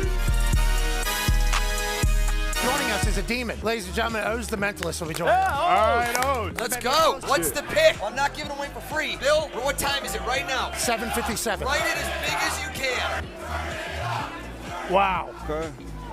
It's about to get This guy. weird. From this point on, I never touch this bad boy. We're going to revisit later in the draft. All right, O's, get in here, you sick son Get of a weird. bitch. Almost 2 hours. Hold it. Oh, don't drop it. Oh, no, Have to no, call I that, dropped it, boss. I dropped it. Okay, AJ, take the cards, look through them, and here's the thing. I want this to be random. Yeah, you can. Okay, I don't yeah, care what's what up? you do. My Look hands at are a bit Here, frozen, stop. but yeah. I want you to take, but hold on. I don't want you to look for a favorite. Bill's I want booking you Sean Payton right now. to There we go. lift Head up. boy Bill. AJ, slow. Lift. No. What, one of your guys? Take off a piece. Oh, It could you be a fucked lot or my a little. shirt. Oh, right here. And don't look at it. Lift it up. I'm not. Put it against your body. That feel right? Yeah, feels AJ, great. if you don't feel like this was the right moment for you, you want to change, put it back. All right, once I'm around. putting it back. It's up to you. All right, lift off wherever you want, We're back. more or less. A piece. No, that's not okay. Now I'm you good. want. 3 Is that times. good? Good. Okay. This is a good one. Are you sure? Yeah, of course. Stay right there, locked and loaded. Oh, you fucked up my shirt, That's bro. not- And there is a white piece of paper. Yep. Is that right? That's all that's in there. Take that out. I want you to see this. Look, AJ, open it up. No fucking way. No And way. show us and show AJ what you got. What is that? Show us. 9 turn around and show us where you're at. You ready? Yep, turn it around. No way. This guy. 757. That thing. What? That's been in there since 7:57. Imagine that you somehow know the game of the year next season. Tell us, what are the two teams that you're seeing in this game? Say it. Packers and 49ers. Who do you think's going to win that game? Packers 34, Niners 27. Tell me on your life. Did I tell you to say anything? Did I You say did it, and I swear to God, if you get this right, I'm gonna rip your fucking head off. Tell him the game of the year. Oh my Read God. Read it to him, please. Come on, bro. Read him to him.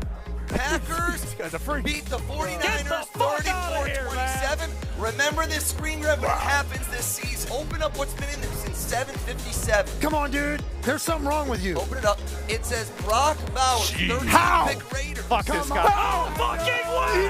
There's no way! This guy's a witch. Bears, Caleb Williams. 100% we knew it. Commanders, Jaden Daniels. No, don't you dare. Patriots, Drake May. Cardinals, Marvin Harrison Jr.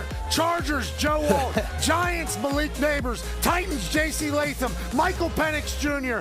Roma Dunze. Vikings from Traded Jets. with the Jets. What? J.J. McCarthy, Jets from Vikings. Olu Fashanu, Broncos, Bo Knicks, and then the 13th pick. Oh my God! Bowers to the Raiders. I'm so happy I'm not. Beautiful. Taped on his chest since 7:57. Right now it is 9:50. You're a demon. O's. The following program is a collection of stooges talking about happenings in the sports world. It is meant to be comedic informative.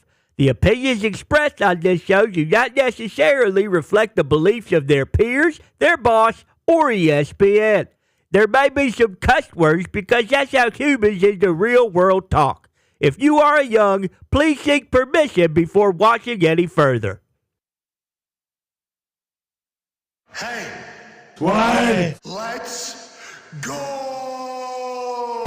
This show sticks, and the fact that you listen, we are very, very thankful for.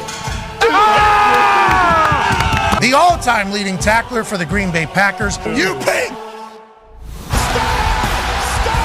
Damn it! Be a friend, tell a friend something nice could change their life. Sport! Hello, beautiful people, and welcome back to our humble abode, the Thunderdome, on this Overreaction Monday, April 29th, 2024. Hour 2 of the program starts now. Sports! Oh, wonderful, and we get a chance to chat about them every single day, and we can't thank you enough for joining us. The draft was this weekend. The NBA playoffs are taking place. The NHL playoffs are taking place. Baseball's happening. Yeah, you bet. And arena football is taking place. Just go on X and just search like Arena League right now. And just start scrolling. They got a real Bush League shady operation cooking over there from what we've been told. Good. Some teams have run up $25,000 bills at Super 8 motels, and the players are being told they have to pay that or get the hell. Guys are sleeping in cars right now in the Arena League. They're playing on arena football fields that have uprights that are like twisted and down. Pads not even covering all the walls in some of the photos. The Arena League's in a bad spot. Very bad. Okay, players get screwed allegedly, which is always taking place in these spring leagues. The players are the ones that end up having to suffer the whole blow. But we want to let everybody know, hey, we're pulling for you. That's right. Good luck. More football is better football. Sure. Has anybody watched the XFL? Sorry. The UFL? The UFL Yeah. this year? Yeah. Oh, a couple. We need to watch that. Yeah. We want more football, right? Absolutely. Yeah, for sure. Isn't that the whole sell? We need to start watching that. Foxy, how come you're not watching any UFL? Yeah, I saw what I needed to see. We got a kicker in Detroit that's going to be on the Lions next year, hitting 65-yard bombs. I'm good. He's must watch that kid. Michigan Yes. Panthers. Yeah, there's also some Brad Wings out there. Yeah. We're watching him. Okay. Right. Chase Swearinger. Has anybody watched the game? Yeah. Once Destroying went out, he's my favorite player, so it was one of those things. I watched a little where yesterday. it's like, Yeah, shit. it was on like a TV, like adjacent to where I was sitting. That's good. At least we're running numbers So up. yeah, That's the Talks Table at Boss Connor at Ty Schmidt. The Arena League's in trouble. One half of the hammer. Dahn. Cowboys Tone Diggs. Didn't know it was still around, but it's in trouble. 9-year NFL vet Darius J. Butler is here. And joining us now, live From an attic in Ohio, a man who's a college football national champion, a Super Bowl champion, a Ryder Cup winner, and the current president of Ohio, ladies and gentlemen, AJ Hawk. Yeah, Hawker.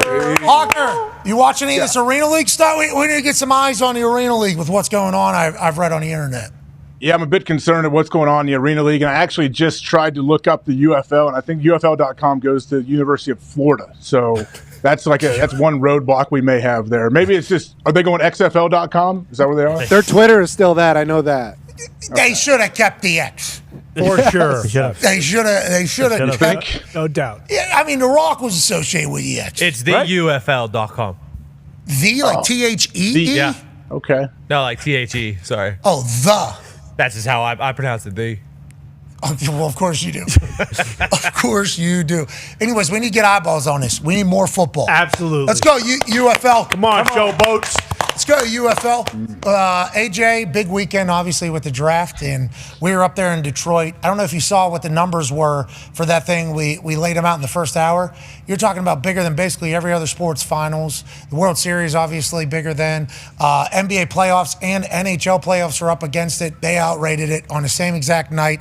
Everything for everybody else is plateauing or going down. The NFL, even their appetizers. Mm-hmm. Yeah. This is just a little side entree. Yeah. You know what I mean? This is just shrimp cocktail. Yeah. That's all this is. We haven't even got to the meat yet. No. This is, we got tater tots. Mm-hmm. Delicious. That's what yeah, exactly. A little salad, maybe. Sure. That's what this is.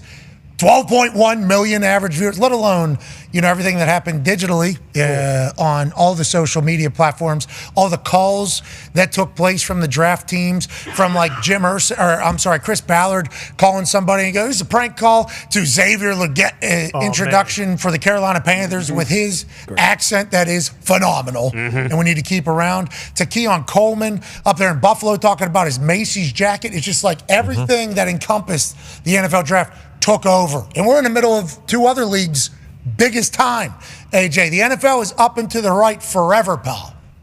It is. So if you were, let's say you're the commissioner of the NBA or the NHL or Major League Baseball, you got to see all the success that football has and all the ratings they get and say, how do we get something? How do we grow the game like they continue to grow their viewership? Like, what can they possibly do? I thought you were going to say we need to look at the first round of the draft and we need to take night off. Yeah. That would be smart. Yeah, I think so. I think so. Don't compete. You can't compete with football, but how do we find it? Like, what is football doing to that? They just continue to attract more and more viewers. So, like Christmas Day for the NBA, all the stars played. Took it. Yep. That's how it always was. All the stars played. Whoever was named. LeBron's played on Christmas for however many years straight, no matter what team he's on.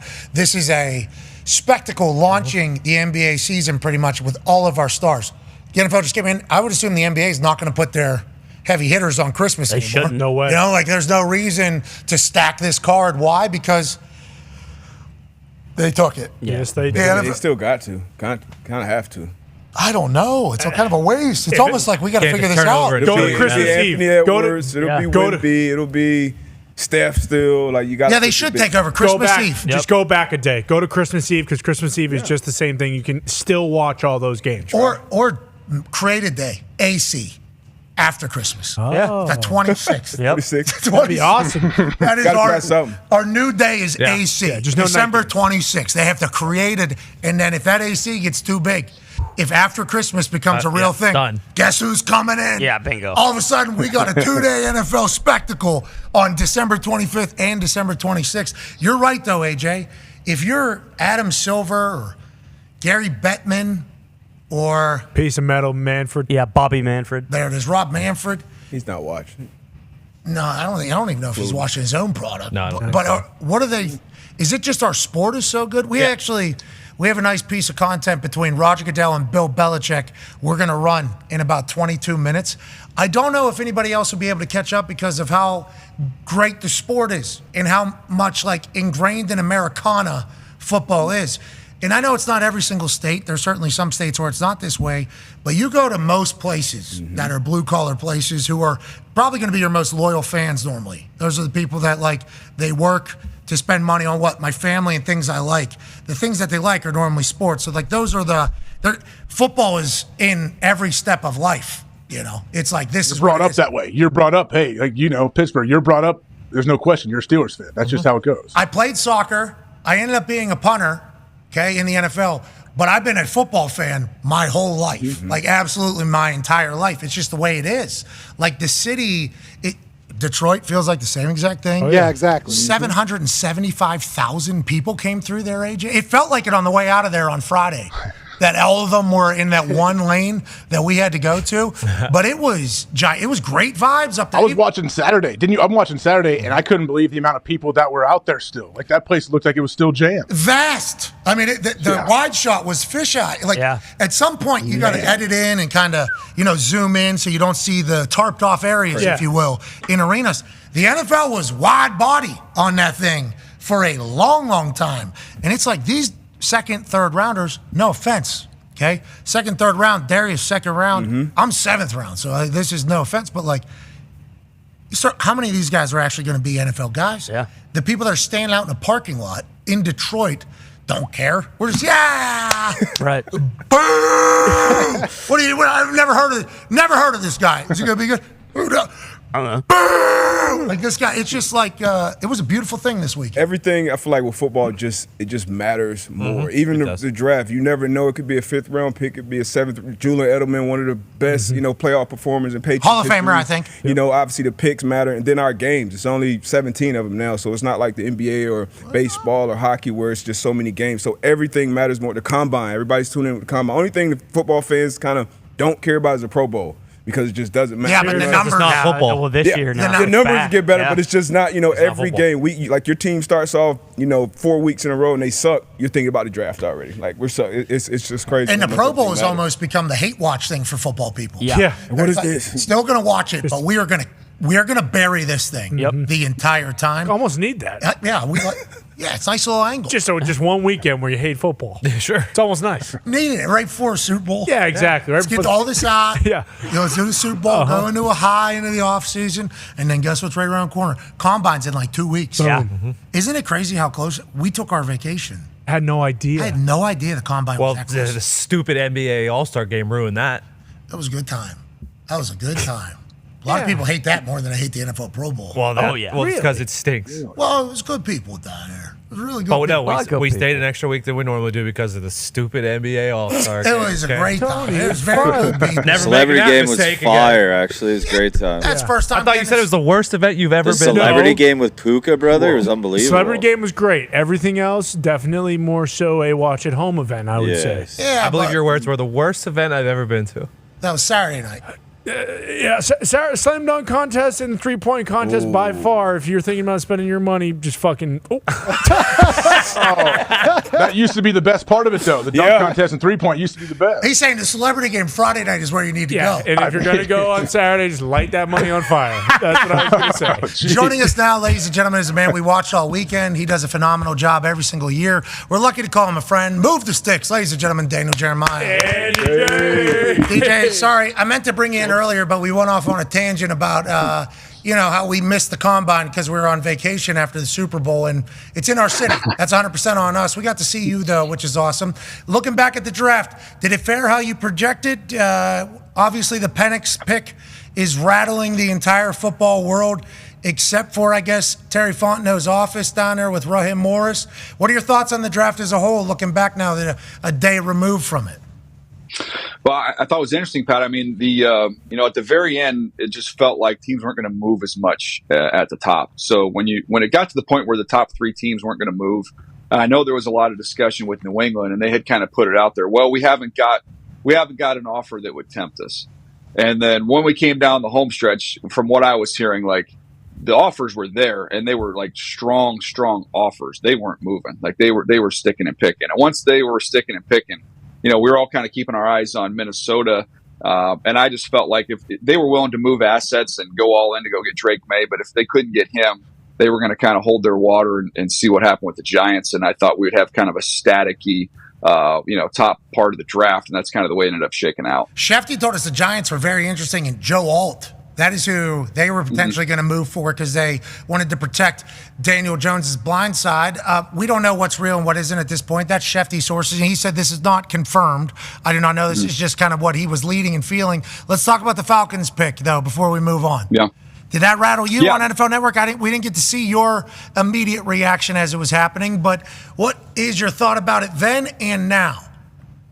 Yeah, I'm surprised, probably both. I mean, I've heard there's a lot of different theories of people thinking about, okay, this is why they didn't explaining it. They came out and used the Green Bay model as their explanation. I felt like then, and I kind of feel like now the same way, which is that's apples and oranges, man. Like there's two components of this I don't think get discussed enough. One is just the relational, locker room chemistry portion of it, where look, Brett Favre had won a Super Bowl and had a decade plus of equity built up in Green Bay. So that's different. You look at Aaron, when Aaron's there and Jordan Love comes in, same thing. Won a Super Bowl, been there a decade plus. Kirk Cousins hasn't played a game there. He has no equity with his teammates. He has no equity with the organization, no equity with the city. The first bad game that Kirk Cousins has, everybody's like, he hasn't done anything for them yet.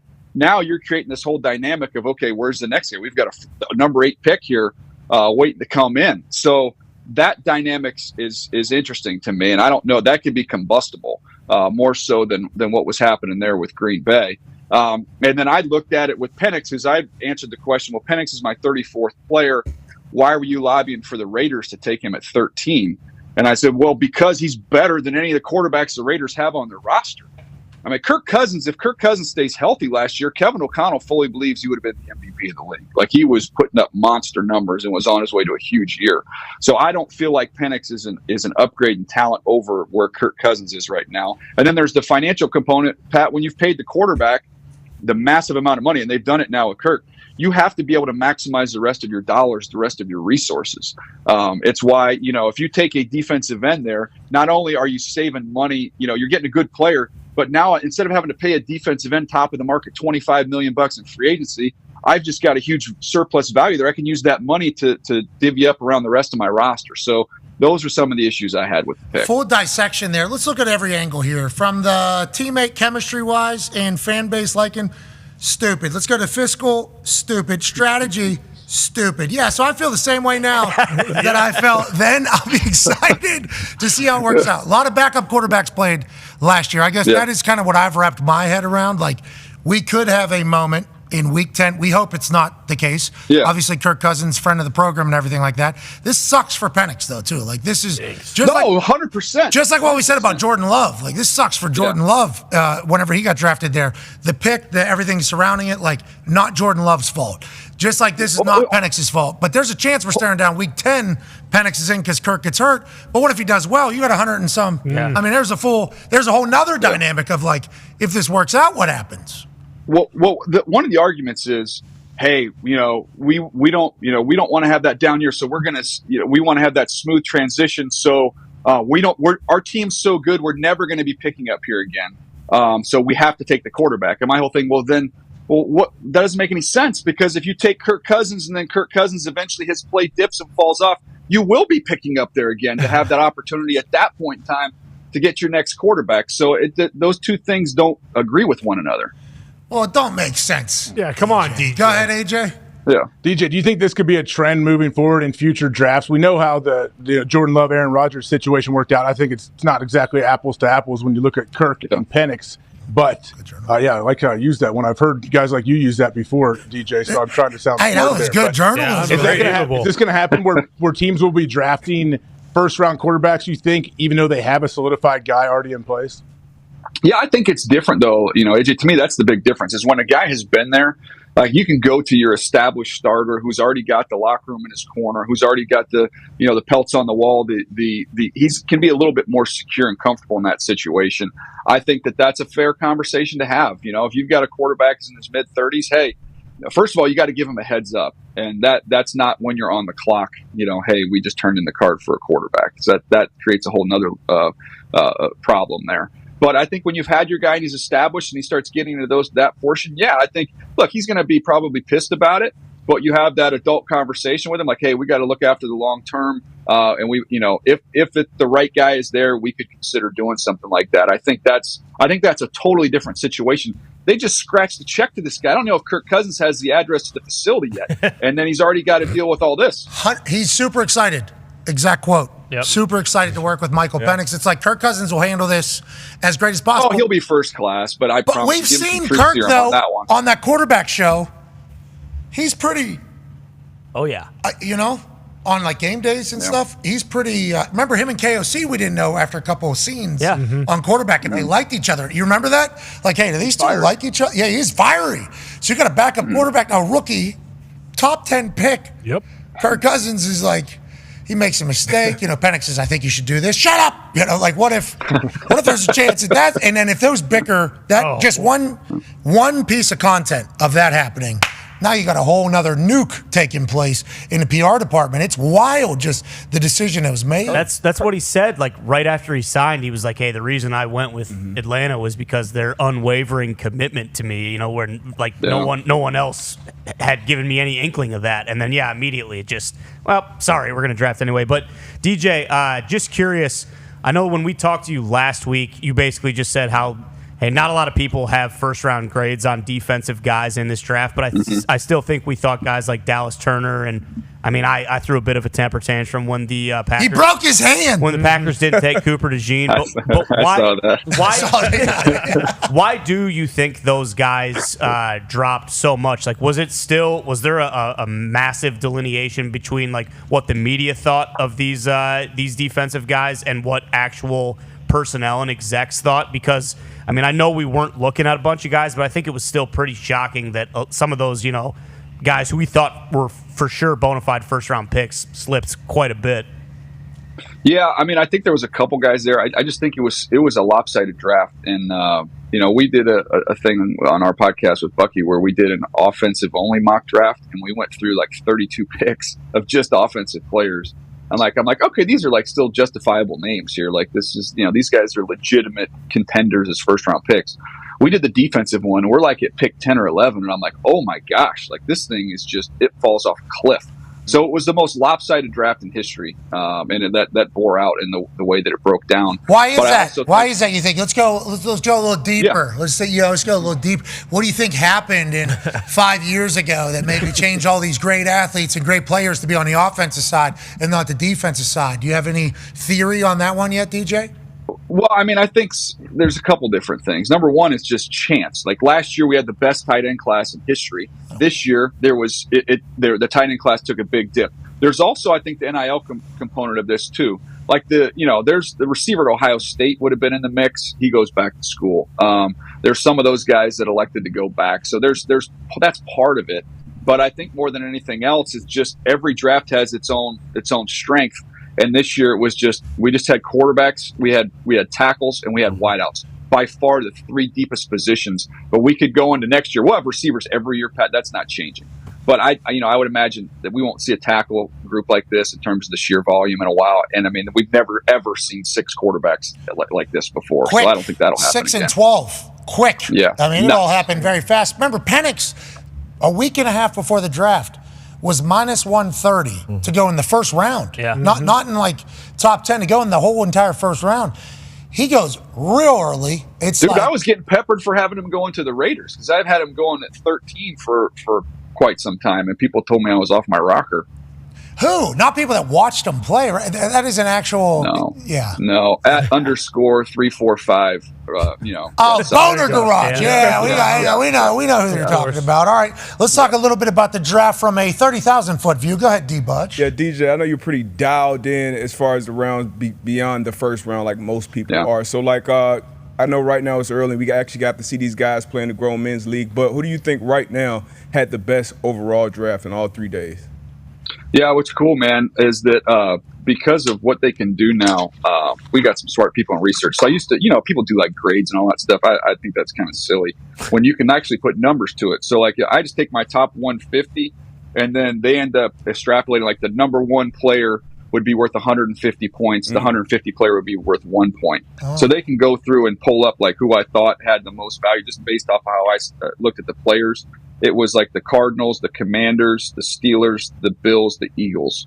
So based off of like the grades that I gave the players and how I stacked them, those would be the teams that I thought ended up with the most value. What's the score on the Colts, DJ? You prick. The Colts, what are we even talking about? The Colts are – hold on.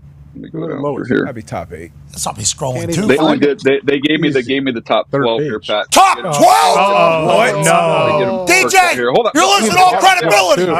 Best Hold effort on. rushing. Is that skewed though? Because like the Cardinals had like 6 picks in the top. Commanders too. They had some. Yeah, more picks, more points. That's just easy. 17 for the Colts. Below New England. Yikes.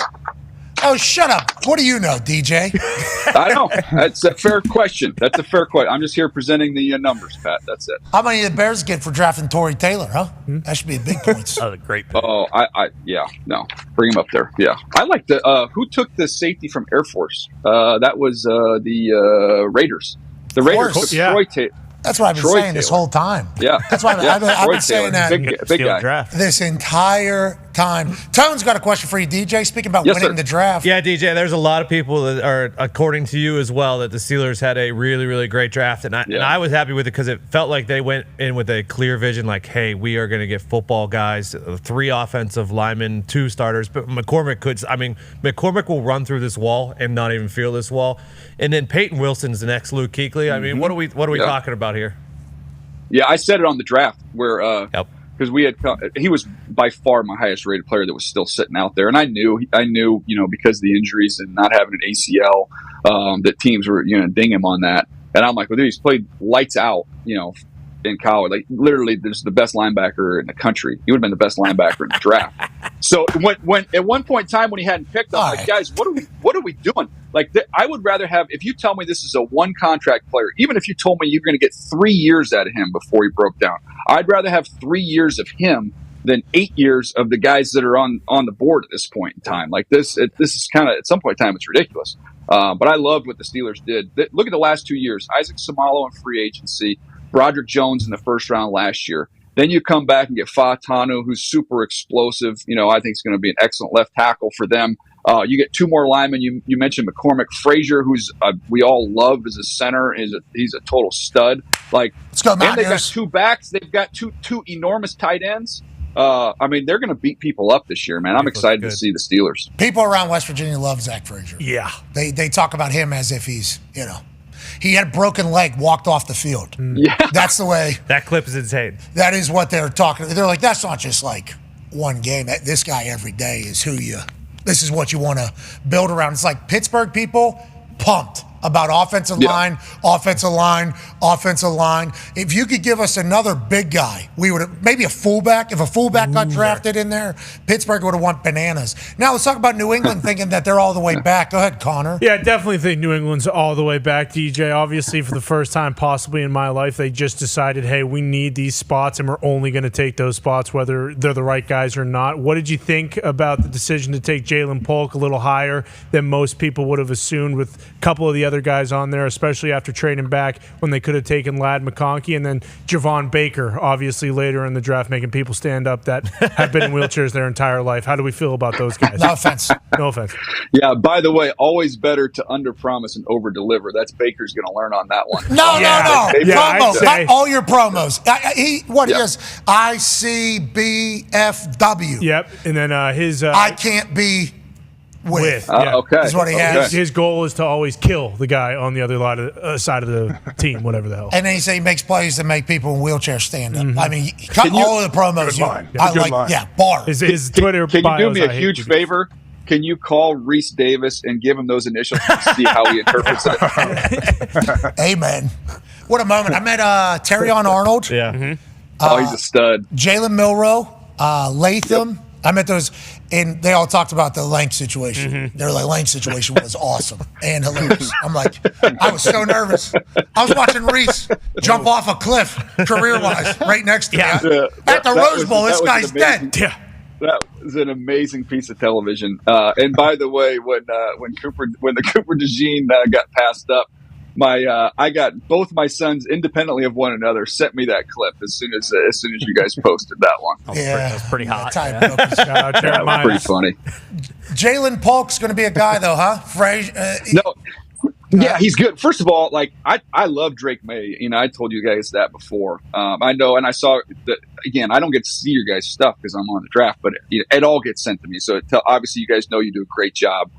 But the fact that friends, family, and people in the league always are sending me clips of what you guys are doing, man. Shout out to Daniel Jeremiah's friends, family, and people around the league. Yep. Shout out. Yeah, I choose not to take it personally, but hat tip to you guys. And then we're on the phone. You're on TV. We're on the phone. You're on TV. Yeah, we're on the phone. There you go. Yeah. But Belichick, look, there's valid points, and there's areas that Drake May's got to improve on. I just think when you look at him with the size, the physicality, the arm strength, the athleticism, the competitiveness, the intelligence, work ethic, like all that stuff's off the charts. Like he's easy for me to bet on. There's still pieces they need there. I like those two receivers, though. Baker plays much faster than his time and can get on top. And then Polk's going to give you some easy completions and run after catch, and is really, really tough and smart. So I think they got some good core pieces there. We had Mayo on with us, and I asked him, like, was the plan going in just offense? And then he kind of hemmed and hawed and basically said, yeah, I mean, our defense is pretty good. Like, we had to take all of our resources and dump them on that side of the ball. Yeah, but Terry Fontenot says, that doesn't matter. No, not at all. Does it? There's been other people. A couple of the teams that you mentioned earlier, Cardinals having a good draft. Yeah. I got a chance to meet Darius Robinson in the lobby after the first round.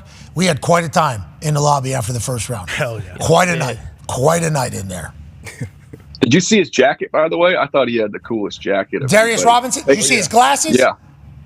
His glasses Cool had combo. diamonds in the middle. I literally walked up. Him and his, I think, friend and fam, I don't know who it all was, but they were sitting in the couch. As I was going to the elevator, they called me over.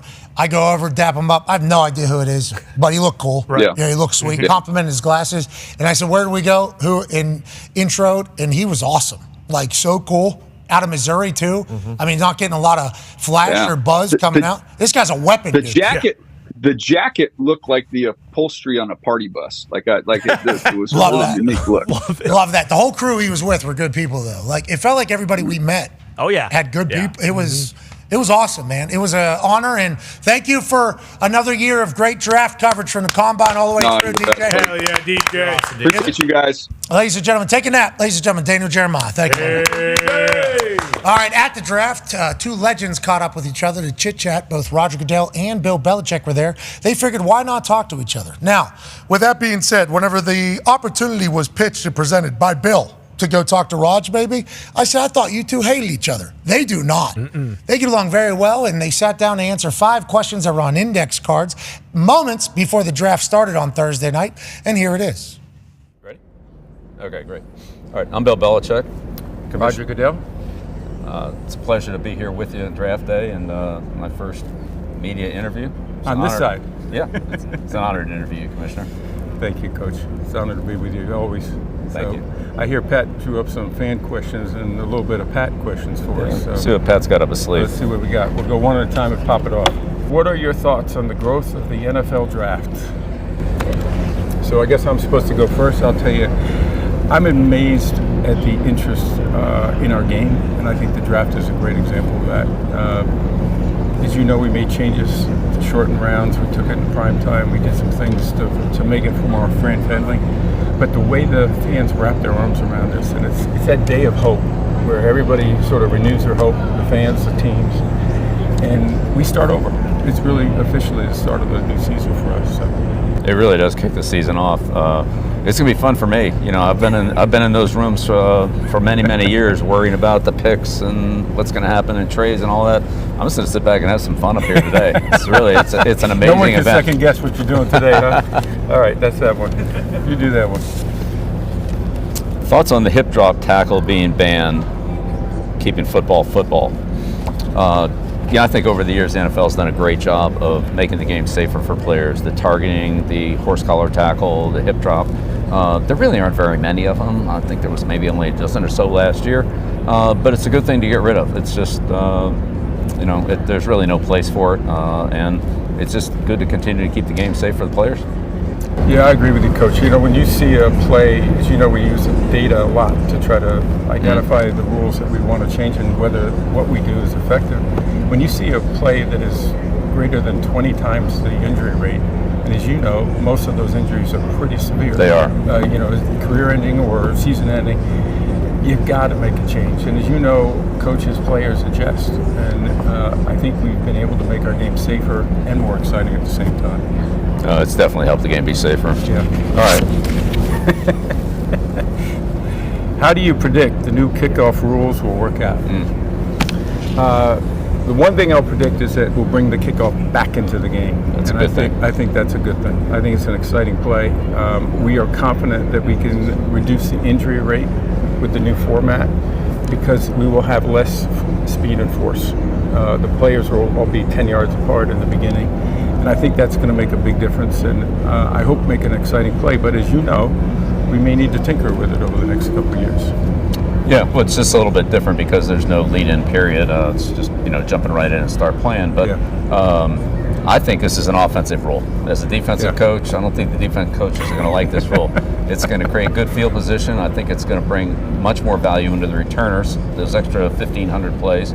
And you better have two good returners because if you only have one, they're kicking on the other side. So you better be able to handle the ball with both guys. And I think there's going to be some explosive plays. In the past, you're able to overlap your coverage with a second layer. Well, now those guys are spread across the field. So if the returner, if he gets a little seam, it could be all over. I think we're going to see a lot more long returns on kickoffs than we've seen in the past. Which should be great for the fans. Love it. As you say, it may not be so great for the defenses. Well, okay. Those teams will get their shot on offense, too. All right, Pat, thoughts on the current state of NFL officiating? Thank you, Pat. Well, I would say this. The speed and athleticism and how great these athletes are on sideline catches and reaching out the ball on the goal line and all those things, it's tough. It's really, I give those guys a lot of credit. They're right more than they're a lot more than they're wrong, and I've been one to argue with them on the sidelines when I go back and look at it. We've seen that a few times, Coach. Me? But most of the time they get it right and they do a good job. I think that the replay assist sped up the game last year. I thought that was good. That it really corrected some things that turned out to be obvious, and that was a good addition. And I guess the one thing is always a question about is making officials full time. Maybe at least the referees, where they have that constant, talking about situations. And I think that's the biggest thing in the league is, as a coach, is you just want consistency. And sometimes you have games that are called tightly, and then the next week you feel like you're playing the same way, and it's not called tightly. And so. I don't know, maybe your thoughts on that? No, you're right on the consistency. We all use that as our barometer, and I think it's the consistency in the calls on the field, the consistency from crew to crew, which, as you know, has varied, and we've tightened that a little bit in the past year. But I do think officials do an amazing job, but it is a fast game, and it's imperfect. I'm watching playoffs in other sports, and those guys are full-time, and I'm seeing the same kind of controversy. So I think it's part of officiating. I think it's part of the position they're in, a difficult job. And we saw that a little bit this year. The Kansas City play with Buffalo, that was an obvious offside. The officials have to call that, no matter the moment. That's not fair to the other team. Buffalo would have had a legitimate right if that play had gone forward without a flag. So we know they're in a tough spot, and I don't think they get enough credit for it, but we're always going to go for that perfection. And when we can use technology, replay is really the thing that we think we can use more of. And I think every year you've seen us, and you know this because you've been a big proponent in the past, is let's use more of it. Commissioner, I'm going to put in my annual pitch. Cameras on the goal line, cameras on the sideline, cameras on the end line. And that is the annual pitch. All right, last card. The NFL is the greatest league on earth. Why do you think that's the case? I think it always starts with the game. There's so many aspects of the game that I think are appealing. The strategy, the contact, the incredible athleticism, the fact that you have to play as a team is, and how people come together. The fact that you have games that go from, a team way behind and a team comes back. I just think it's that kind of a game that people love to root for, and it's an event. I think the fact that we're every week. You get the post-game criticism and the evaluations and try to break it down, and then you start looking to the next week and the excitement builds. I think that event is a big part of it too. And on the visiting side, when we go to the away stadiums, there's a lot of people in the parking lot. There's a lot of tailgating. It's not just the game. They get there and make it an event, but it's so competitive. The thing I love about the NFL is every week anybody can beat anybody, and anybody can lose to anybody. If you're not on your best, then you're probably not going to do well. So the way it's structured, both from acquiring players and salary cap and competitively, it really evens out, and I love the competition of it. And we make it hard for you when you win. You do. We've had a team go from last to first. I think 19 out of the last 20 seasons. And to your point, that competitiveness, we had 70% of our games within one score in the fourth quarter. Yeah. That's great football, great entertainment. It really is. And well, thanks, Coach. Appreciate it, Commissioner. Thank you. Yeah. Thanks, Pat. Appreciate it, Pat.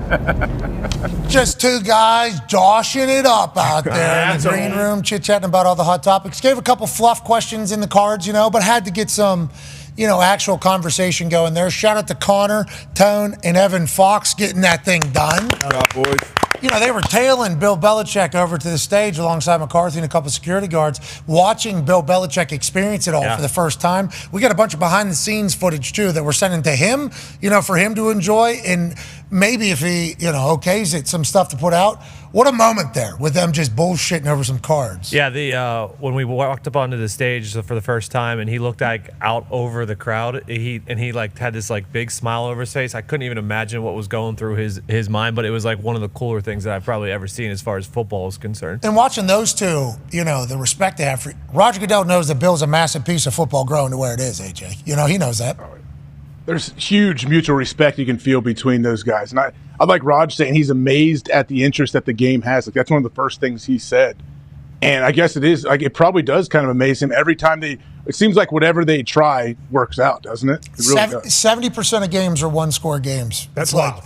That is the part that Bill started talking about with the salary cap and how they create parity and kind of force you into it. 19 out of the last 20 years, the team has gone from last to first in their division. Crazy to hear. That's nuts. I had no idea. So the fan bases at least stay. Oh, yeah. Right. You still got hope because all anybody's looking for is hope. And if you've seen other teams do it, it's that's great. The growth of the draft, though, is stupid. Yeah. We asked them about it on Friday as well. It's 775,000 people, dude. Hip drop tackle, didn't expect Bill Belichick to do that answer, but he's all right, teach him better.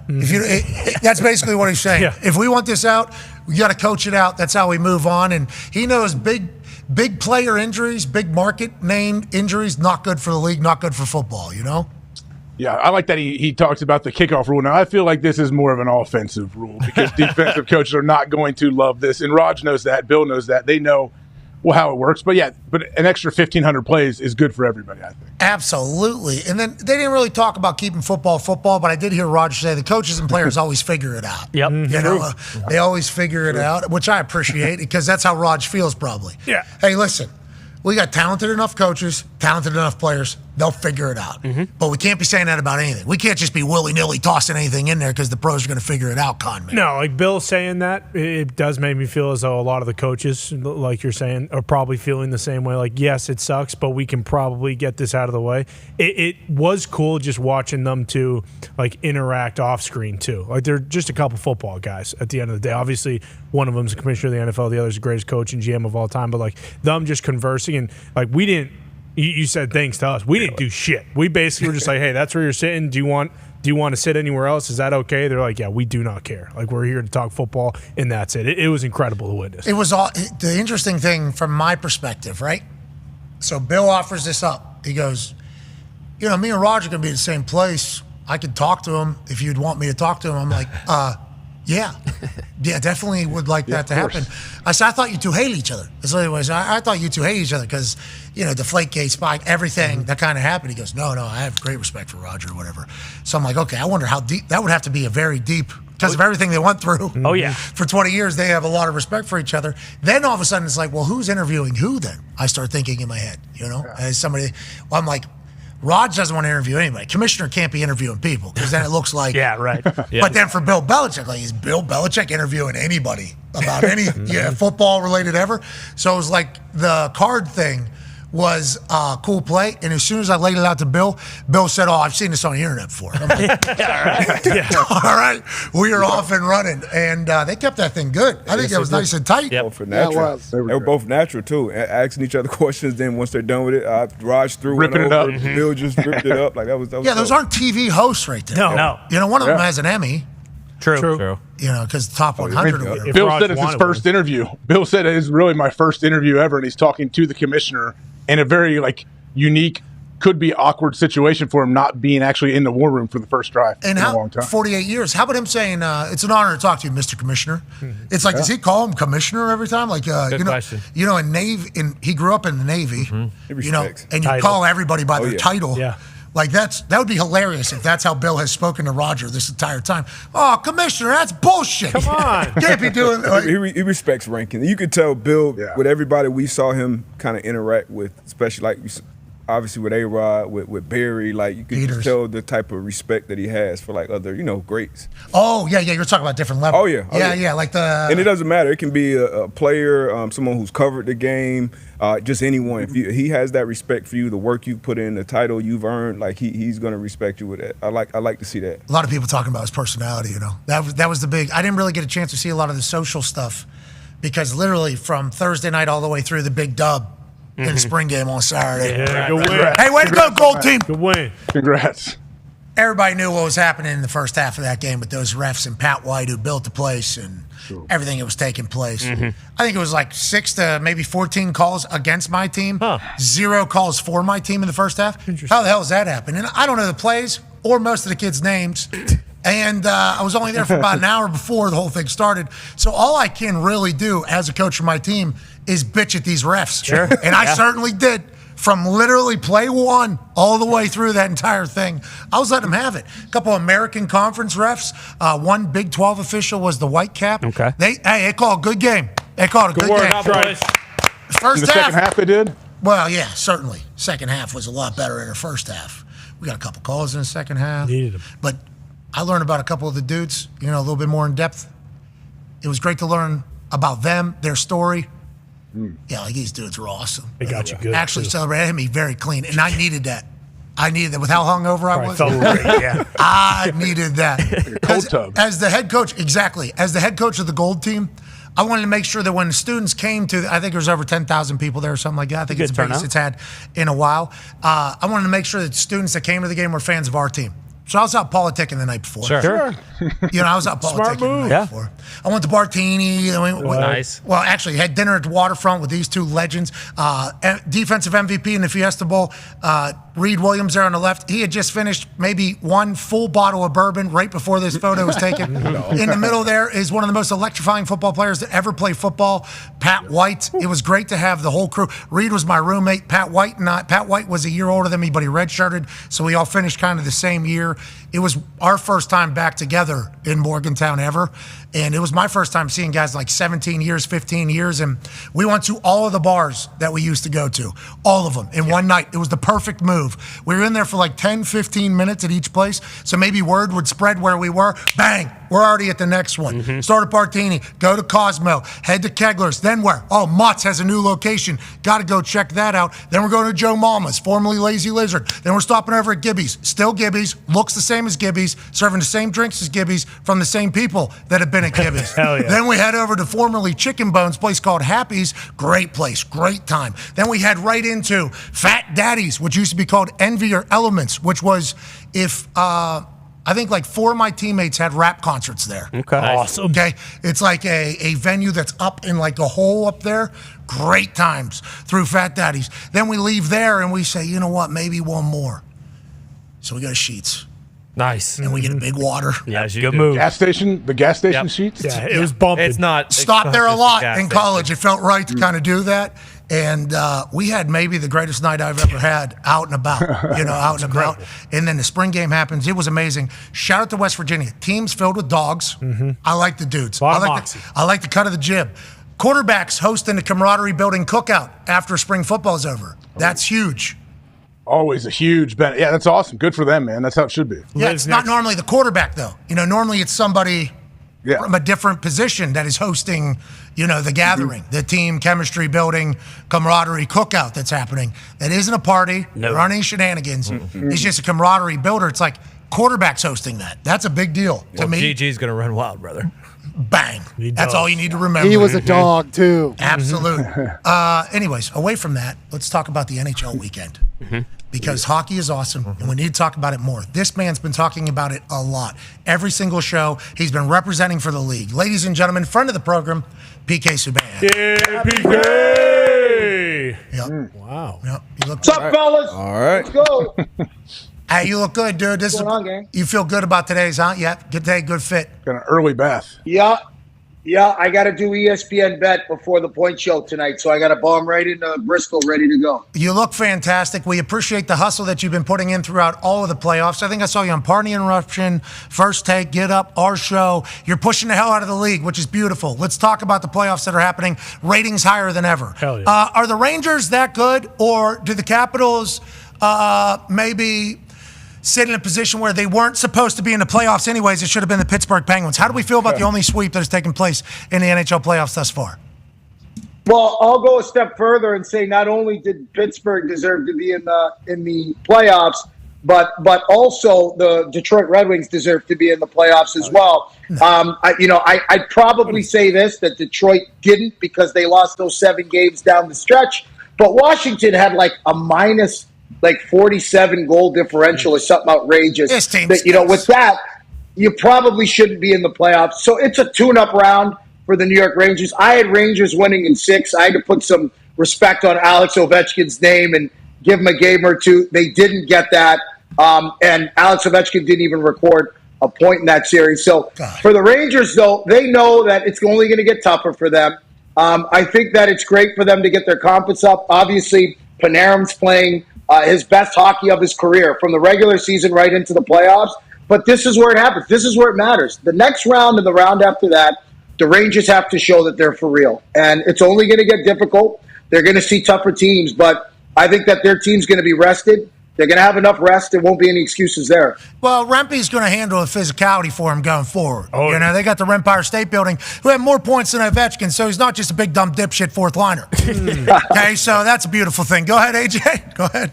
PK, do you give the Rangers a legit chance? I know you're saying they got to prove that they're for real, but they're a great story for the NHL. I feel like if the Rangers are good, it's great for the NHL, especially with the characters they have and Rempe knocking everybody around. Like everything they have going on there, do you truly give them a chance to win it all? Well, it is great for the league. Business-wise, I mean, there's no bigger market than New York, and it's an original 6 team. New York is a hockey town, so you can understand what this is going to do to the city if the Rangers do what I think they should do, and that is at least get to the Stanley Cup Finals. But make no doubt about it that the Rangers are going to be challenged. They're going to be challenged in every facet of it, and I believe that they are the real deal. Listen to me. This is a team that's come together. They're well coached. It's a balanced lineup. I think that, listen, they got to stay healthy. They lose one of those top 4 defensemen, it gets a little bit, right? They lose one of their star players. Their depth is questionable. But I think that for them, this is a well-built roster. I thought what they did at the deadline was perfect. They didn't go out and bring in crazy amount of free agents and all that stuff. They trusted in the core group that's there, and it's their time now. It's time for Lafreniere. It's time for Panarin. It's time for Zibanejad and Kreider. It's your team now. This is your best chance to do it. And they have the goaltending. So we see what goaltending looks like in the league right now. You have Shesterkin, Bobrovsky, Vasilevsky, one of those guys. You got to take advantage of that opportunity. So I believe that this is their year to at least get to the finals, and you never know what can happen when you get there. Hell yeah for the Rangers, and also hell yeah for your bias. Connor has a question for you. Yeah, PK, you sack of garbage. I mean, the hottest goalie in the playoffs right now, you can make the argument, is Jeremy Swayman, and now it feels as though he is the guy. Yes. Okay. Yes. So he is the guy. I'm going to give him his flowers. Thank you. Yeah, okay. and so hold on. Let me touch on that. So I was just in Toronto. I just got back yesterday. I actually bumped into JVR in the gym the night before he started tickling. I don't know. He might owe me dinner because I saw him in the gym at the Ritz residence in Toronto, and the next night I see him scoring goals. So I don't know if I touched him, if God touched him on the shoulder there. Osmosis, yeah. But Swayman, yes, I have not given him enough credit as a goaltender. I wasn't sold on the tandem. I like the number 1 goaltender. I like the guy that rides. Listen, I played with Carey Price, Pekka Rinne. I played with guys that own that net. So to see 2 goaltenders doing it back and forth, I didn't have confidence in it. Well, Boston's changed my mind. Swayman, Jim Montgomery, who I bumped into also at the Ritz in the lobby. Ooh. I spoke to him. Listen to me. I was able to touch with him, Patrick Maroon. I bumped into a bunch of the Boston guys, but Swayman's playing out of his mind right now. If he continues to do that, the Boston Bruins, I mean, sky's the limit for that team because we know they can play defense.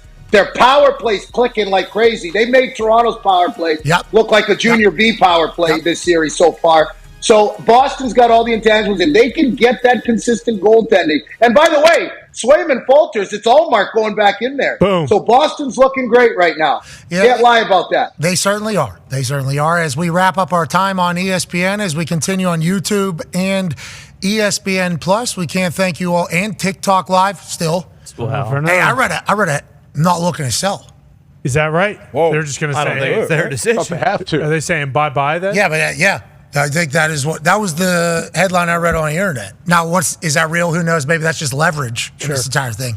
We need that to get figured out. Yeah. Hey, smart people, figure it out. Figure it out. Ty. Yep. PK. Yep. He knows. He knows. We need smart people to figure it out, PK. Go ahead, Ty. PK, if you're just a casual fan of the NHL right now and you don't have any skin in the game with any of these teams left, who would you suggest, like, which series would you say, hey, this is the one you got to lock in on for the rest of the first round here? Oof. You know, it'll be interesting to see what happens in that Colorado-Winnipeg series. Winnipeg has been great, has been so good all year. But, man, I mean, I want to see if Winnipeg's got any more fight left. But Colorado's just demoralized this team. And, by the way, if we rewind and go back earlier this season, I took a lot of heat when I said that the Rangers might win the President's Trophy, but they're not the best team in the league. Mm-hmm. And a lot of people wanted to hang me up by my ankles off that Empire State Building in New York for saying that. And look at the championship pedigree, how it's shown. Cale Makar is the best defenseman since Bobby Orr to play in the game the way he plays. Are you kidding me? I'm coast to coast in the playoffs? This guy's an absolute stud. Absolute stud. And it's showing. Nathan McKinnon, not just him, but the championship pedigree has risen to the forefront. And we can't forget that in hockey. It's so important. These are the intangibles. This is what makes playoff hockey.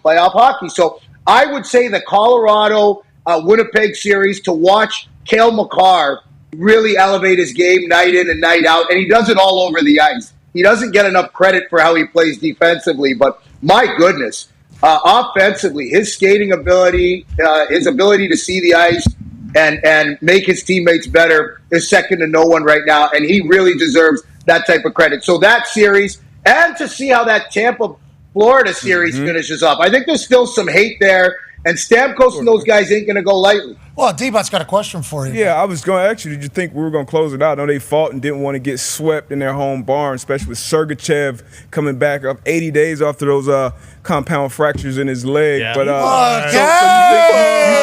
you think this series extends down there to Florida hockey? Well, I mean, watching these two goaltenders, Vasilevsky and Sergei Bobrovsky, go at it. Dogs. Every shift. Forget every period and every game. Every shift they're going at it because the Panthers are challenging Tampa's D. Tampa's got a high-octane power play and offense 5-on-5. Both of these goalies are being challenged every shift, and it's just the quality of goaltending continues to go up and up and up. And once again, I mentioned it about Colorado. The championship pedigree, as the playoffs go on, it rises to the occasion. And I think that Vasilevsky still's got some hockey to play. Can he steal a game? He could steal this series. That's how good he is. So it's must. Hey! Panthers are fraud. It's over. Whoa! Bet it. I still have the Panthers closing this thing out and putting this thing to bed. 5. But it would not surprise me if Vasilevsky steals the game. But I think the Panthers are going to get it done. Okay. Well, I know that Had the me worried. Well, you should be. Yeah. You know, the Panthers have had a lot of hype going into every playoffs. Yeah. Mm-hmm. You know, once They're that. going to get it done. Well, yeah, but They'll what get it happens done. if they're reminded of what happens every single playoff time? Sure. You know, you let them sneak in there. Then what? All of a sudden, it starts growing. That's right. Then all of a sudden, we're at a show on HBO where the fungus took over everything. Oh, The Last of Us. The Last of Us. That's what's happening. You know what I mean? Somebody gets lashed, and then bang, bang, bang. We think we're bad in the playoffs. We lose again, even though the Florida Panthers are supposed to be the team. Wow. We took their best shot. We took their best shot. And I respect it. Respectable opponent. They put up 6 on us, but we'll end it tonight. Panthers can smell blood. Panthers can smell blood. They're coming. Yeah. Well, championship listen, pedigree you talk about. Don't sleep on the Bolts, brothers. And they got the Hart Trophy. Go Bolts. Go Bolts. Go Bolts. Oh, Bill walked around with a fucking Bolt shirt on. What's that about, Bill? Who? Bill McComas. Well, that's because we lived in Tampa for all that Yeah, time. go Bolts. And I think his mom potentially lives down there. Yeah, he just went to a Bolts game a couple weeks ago. That's also his thing, D, about when he murders someone, he takes a piece of clothing from their house. Yeah, he doesn't. That was Come on. I don't think that's true. Well, Not smart. Not smart. Not smart. I don't think that's true. call him the T-shirt Slayer. I'm pretty sure. He's not doing that. Jeez Louise. You talk about championship pedigree, though, Tampa. Yeah, Absolutely. Ton of it. An old building. More than anyone, really. You know who else? He didn't bring him up. Who's that? Patty Maroon. Boom. Lot of Did he win 3 straight cups? Oh, was he? Here we fucking go, boys. Here we go, boys. Here we got fucking some go, hardware. boys. That was dope. He's got some hardware. Yeah. He's got a lot of hardware. Oh, yeah. Yeah, he's also. Hey, we're seeing it more often now than ever. I think because the coverage is broadening and everything like that. But like that skating, defending your half of the ice in warm-ups. I mean, we saw a little Revo and we saw Patty Maroon doing that last week, I think. It was getting hot in the oven as they were kind of going across there. Is that standard operating procedure here? Is that standard operating Is that SOP, as we say in Canadian? Listen, in the playoffs, you don't ever give an inch. You don't give an inch in warm-up. You don't give an inch between periods. You don't give an inch in every shift. So as far as I'm concerned, it's free ice. It's just who's entitled to it. So, you know what? These two guys, exactly. Well, that's what I mean. There's a lot of dog. It's the game within the game. So it's all a mental game. But I'm going to tell you something right now. They can ride that red line all they want. The Leafs are in trouble. There's blood in the water, and those Bruins are hungry. And you know what? I think the Leafs could be golfing pretty soon here. It could be a gentleman's sweeps week for the Leafs. I don't know. Oh, no. Oh, Biz. So sorry, Biz. Sorry about it, Biz. 10 public push-ups. That's right. He was all in. It's different this year. Yeah. Bigger, stronger, faster. Leafs are in one. Yeah. Me and Gump are just laughing. Hey, you know who Biz is? You and Biz talk much? You guys talk about Toronto Maple Leafs together? It feels like you two would be electrifying together. What did Biz want us to ask him about again? Sluban. Sluban, yeah. That. Oh, is that what he called me? I didn't hear that. No, I mean, he didn't say that. He didn't say that. He did not say that. He said he heard that was being said. He did not say that. He did not say that. Pete, you know what? What name haven't I been called? Another name, another dollar. It is what it is. You know what? But hey, listen. If you know what, if you want to organize a beer summit with me, Biz, and you guys, and we can sit around and talk and talk about East Coast Hockey League stories, we can do that. I'd love to hear it all day. Okay, I actually had a little beer hangout on Friday night. I haven't had those in a long time. Beers still go down real smooth. Yes, they do. They still beer summit. I'd love it. Okay, we'll have a beer summit. Set it up, Pat. I'm down. Okay, all right. Okay. When is this summer? This is a summer thing, I assume. Nice weather. Are we going to Canada? It's hard to get in. No chance. Dude, hey, hold on. Have you been to Montreal yet? Yes. Have you been to Montreal yet? Yeah. I think. Were you just there recently? Are you running a bath? No, I'm not running a bath. No. Okay. And I can hear you too. I can hear you loud and clear. Yeah, I can hear you loud and clear. Hey, listen, we got to get you down to Montreal for the Grand Prix. You want to talk about beer summits? It'll get silly. We got to get down to F1 in Montreal for the Grand Prix. F1, that's what we got to do. I got to speak French, and it's F1. AJ, you know it won't. Nightmare. You know it won't. Who's going to win? I wonder who's going to win that race. Vander Stoppin. Yeah. It's in Miami this weekend. Hey, you guys want to know something funny? I think I've made it to the race like once. I've been to F1 like 13 years. I made it to the race once. Couple beer summits. Like the Super Bowl. Couple beer summits. Oui.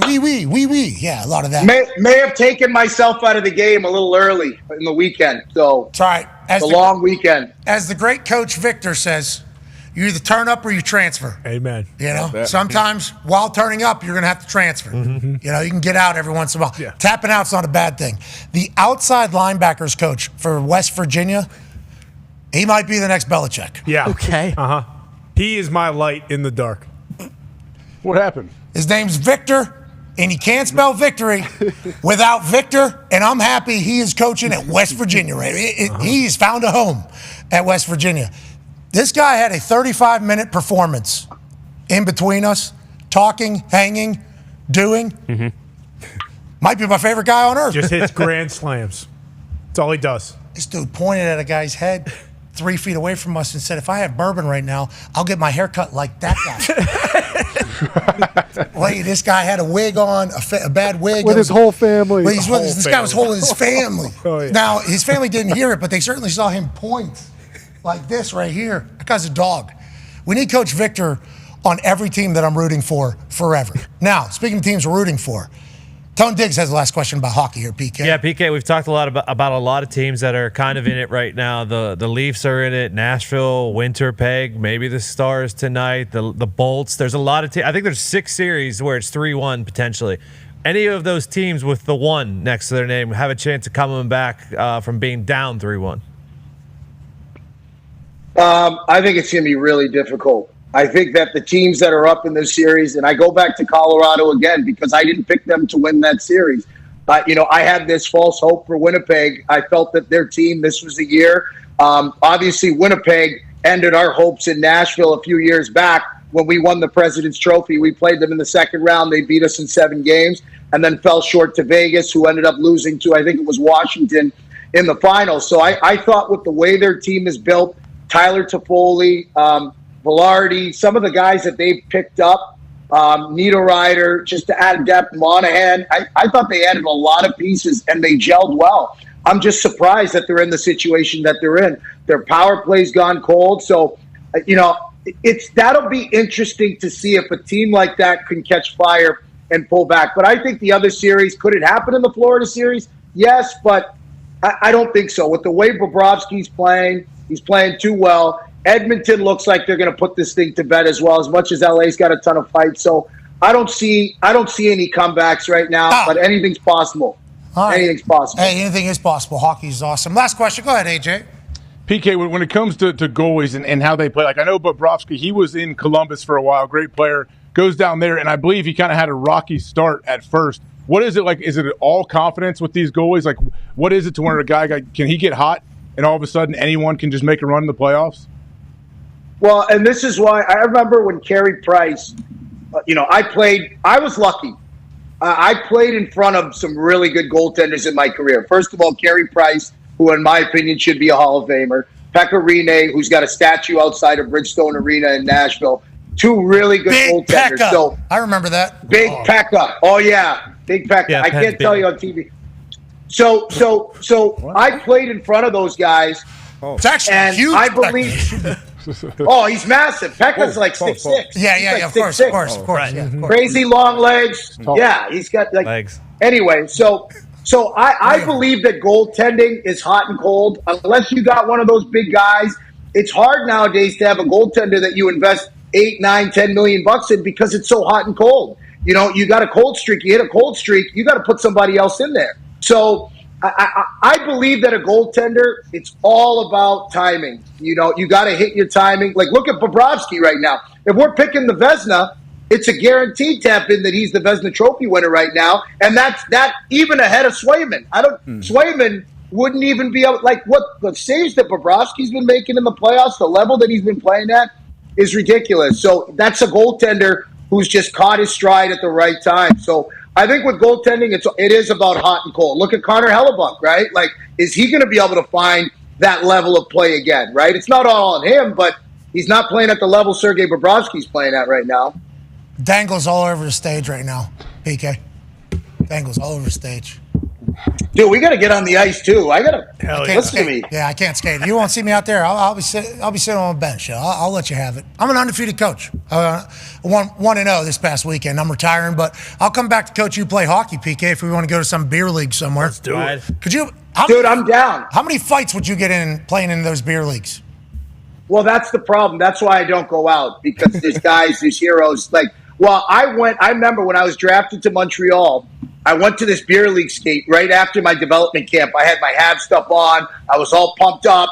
And a dude drops his shoulder. Like, I'm in the corner, like pulling the puck out. And a dude drops his shoulder. hits me right in the sternum. My sternum was sore for a week. I got off the ice, never went back out for a beer league skate again. So, and right now, I can tell you this.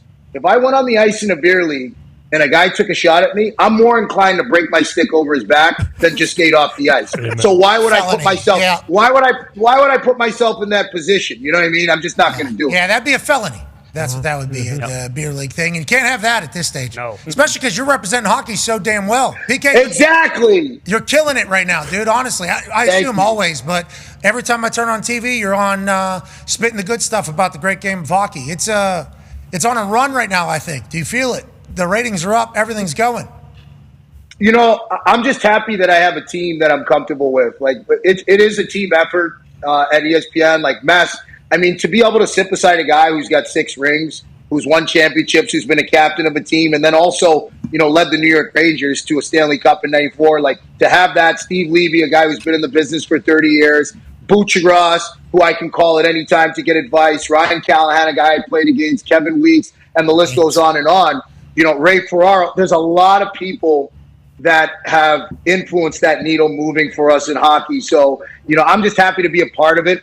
Maybe I bring an element that stands out a little bit more, but it is a team. And those guys, me, Mess, and Leaves, we have a ton of fun, and we try to do that. We try to entertain, but we also try to bring the intangibles to the game that we can teach both current fans and fans that don't know much about hockey, you know, insight, you know, into the game and what it's all about, so we can bring in some new fans. So that's what we try to do. But it is sports entertainment, Pat. You know, you got to entertain as well. So we're having fun doing that.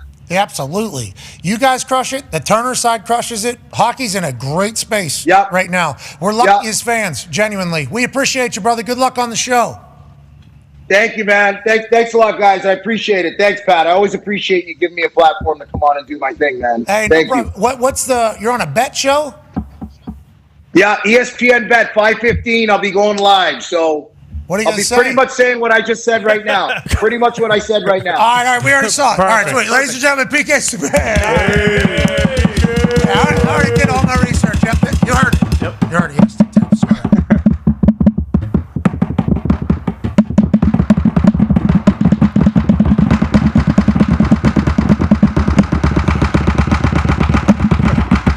Good stuff, boys. I didn't see a stick from AJ, for you but guys? I heard it. Hey, stick taps for you guys. Sending them right back, brother. No, stick taps for you guys. I'm sending them right back. Stick tap for D-Bucks. Stick tap for you, D-Bucks. D-Bucks, it's for you, D-Bucks. Here we fucking go, boys. Here we fucking go, boys. Here we fucking go, boys. All right. Stick tap for us, though, huh? Yeah. Here we fucking go, boys. Here we fucking go, boys. Here we fucking go. Good shit, brother. Hey, how about stick taps for Patty Cavanaugh? Oh, yeah. Oh, yeah. Patty Cavanaugh, Notre Dame national champion lacrosse player from the esteemed Cavanaugh family. Just broke the all-time record for points. That a baby, Pat Cavanaugh. Hey, fucking go, buddy. Way to go, Patty. NCAA or Notre Dame? Notre Dame. Notre Dame, yeah. I believe he passed his brother, actually. Matt had it before him. Yeah, Matt had it, then Pat passed it. Then there's a younger Cavanaugh somewhere that's going to come get it. I mean, what he does is just phenomenal. He's somehow faster than everybody, more crafty than everybody, tougher than everybody, and more skilled. Yeah, so is that good or not? You tell that us. An Olympic sport? Is lacrosse an Olympic sport? We win it, yeah. Congrats to us. I was going to say, if it is, automatic gold. Are those boys going to win it all again? Yeah, the boys are going to win it all. What are you talking about? Every fucking goal, boys. Fucking goal, boys. Kidding me? They've been ripping twine all year, boys. Yeah, you're damn right they have been. I mean, boys, we've been cradling the shit out of this. Last regular season game was Saturday. Nice fucking snipe, brother. Yeah, thank you, brother. Thank you, brother. Are you right or lefty in lacrosse, you think? Well, I think I'm both, dude. You know what I mean? Well, you got to be both. I mean, what's your dominant, you think? Well, I think I'd probably go this way just because it's more natural. Sure. Well, actually. Yeah. This one does. I mean, that's a huge benefit for you. You want your strong hand, I think, on top, don't you? It's just really dealer's choice. If you're like, ripping I'm a twine. lefty, but obviously righty strong hand. Am I twisting Dahn? You're yeah, like but a he pool golfs. cue? He You golfs can go either backwards way. too, though. Remember, he golfs backwards as well. Oh, yeah. And he's not supposed to be. No, I'm a lefty. I feel like your right hand, since you throw righty, you're kind of, throwing it out there. But am I doing it here or am I doing it up top? If you're running, you're doing it up top. Righty in the QB challenge. Yep, I'm a righty throw. I was fucking sick. I bat lefty. Boom, Good goal. Yeah. Didn't step in the crease. Go behind your back. Feed him. Quick. Fucking go, brother. No one's saving that. Big tops. Oh, deep shot, brother. Oh, rip it, crank shot. Tough crank angle. it. Crank it. Yeah! Rip it. Flying, boys. We fucking go, boys. Fucking go now. That's my Patty Kavanaugh. Can we watch those games? Yeah, most of them are It was on. I saw some of it live actually yesterday. It just happened to be on. I saw it. Okay. It said ESPN had it. It was on ESPN. ESPN Plus. Oh, it was Big Danny? It was on Big ESPN or ESPN 2. ESPN Plus has them all too. All right. Well, I feel like we covered everything. Yes, we did. It's not true. There's a lot we're going to be able to cover tomorrow. Oh yeah, Well said. so much. You know, said. tomorrow's program. It's going to be a big one tomorrow. Big night. for you Huge tonight. program. Huh? Huge night. We're finally wrapping up the draft weekend. Yeah. Tonight. Big draft tonight. Most yeah. important draft of the last few weeks. Truly. Has Omos We gone lost. anywhere We yet? lost a good woman out there. What? Nia Jax was drafted to SmackDown. No. Buddy, threw a stick. Lost the goal. Lost your fucking twig, pal. It's in the hallway. Skate by the bench. The manager will give you another one. Jeez. Lost my stick, boys. I lost my champion. I mean, what are we talking about? She's not a champion right now. My Yeah, but didn't champion. Here, Ross brother, select take mine. You Ivar, need like- it. You're a defenseman. I'll lay down the real block overall? shot. Dropped it. Jesus. Oh, dude, the splinter just went my fucking finger, dude. Look at this thing. Are you kidding me? That thing is huge. Sorry, I forgot. Told you it was a wooden stick I was throwing you. Holy fuck. That hurt, man. Look at this splinter. This is a huge splinter. What kind of twig are you dealing with out Kidding there? me? You got your F see it? It's massive. No, we can't see any of I it. just dropped it. Oh, man. What about the camera behind you? Shit. Oh. Yeah. Drew a little This blood. guy got gashed. This one. Look at this That's thing. playoff hockey, brother. That is playoff hockey. Got to keep your mitts on. We're all battling through something. Yeah, we are. We certainly are. Wow, we got a flu game like for you tomorrow. I'm shoot bleeding, brother. 9 fingers. Fuck, that is right. Look at your boy. Look at your fingies. Is the final boss getting drafted? How does this work? Those are my big questions. Like, you know, can we draft Stone Cold Steve Austin? You should lead the show with that tonight. I don't know. Yeah. I did see Roman opted out.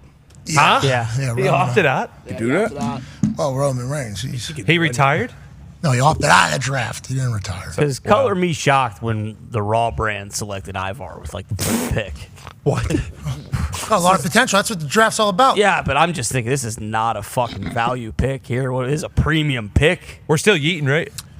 Yeah, certainly. Yeah, we are still Big. eating. That's huge. Yeah. Jay Yeah, Uso's thank you. first pick of the Raw brand. Raw's absolutely dominated. Dominated. Seth Rollins, I don't know. If You got Braun Breaker? Okay, that's huge. Yeah. Where's Drew Matt. McIntyre? All right. Huh? Braun is going to run through those ropes. How has Drew McIntyre not been Where drafted is yet? he? SmackDown doing the got a drafting? heavy pick too. He's like the third sleeper of this round. draft. I don't understand. how SmackDown got this the entire works. bloodline. Entire Michael Cole do bloodline. this? No, because they didn't get the other. I'm happy says the bloodline. Sheamus and Ricochet, I'm happy they're still. This is good for us in round 3, but how do you draft the whole fucking bloodline? That family's huge. That family is big. Oh, you got the Alpha Academy. Oh, you got Otis. That's And huge. Kiana James. Don't just Oh, yeah. skip Otis. over that one. There we go. It was a big round 4. Kiana James does Dog. it. Yeah, superstar. Absolute talent. Oh, Yeah. man. LA Knights on SmackDown? Yeah. Yeah. He just screams SmackDown, though. Yeah, he's a Friday night guy. He's on a rocket ship to the top. We know that. Yeah. Yeah. What's the former SmackDown intro song? We're going out tonight.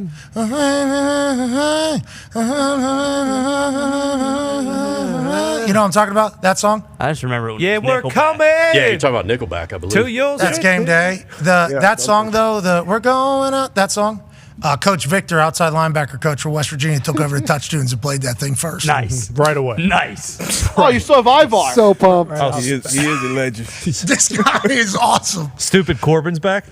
Where? He's SmackDown. SmackDown, though. Hey, congrats, Baron. Ooh, Way to Alba go. Fire. Okay, Alba Fire. Well, he and Braun Breaker were the Alpha Dogs or something. They were the tag team champions. They had a today. good little moment backstage. And now one goes to SmackDown, one goes to Who'd Raw. SmackDown get from the OC? Ryan Atwood?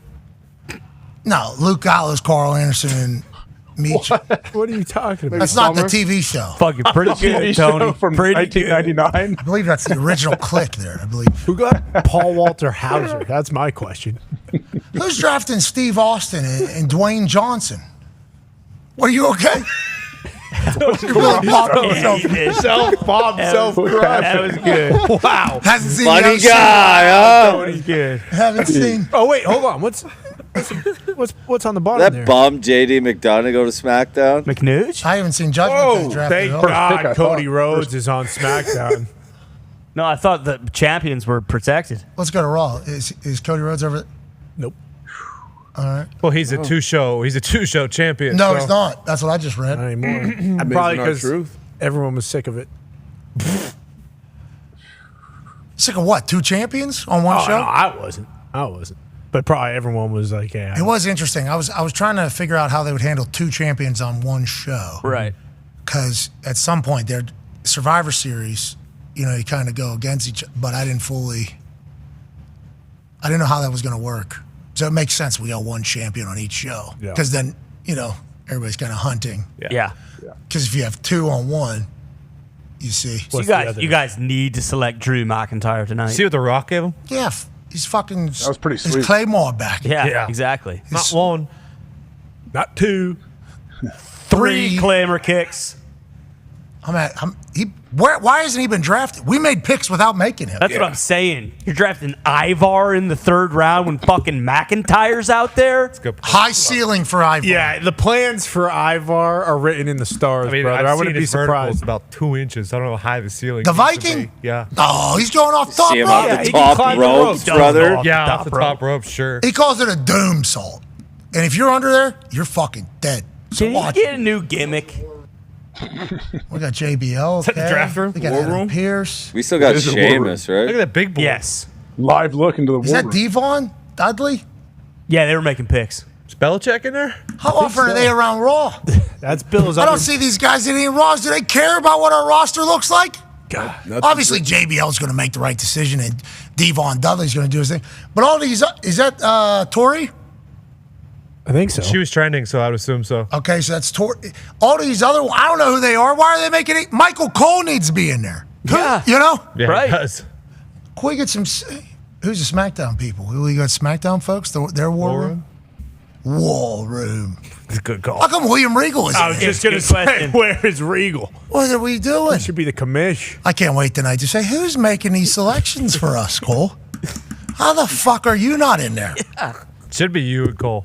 Is that our front office? I don't think I've seen them in some time. The Well, you scouting got- department, they must be scouting. Yeah, that's They probably. gotta be.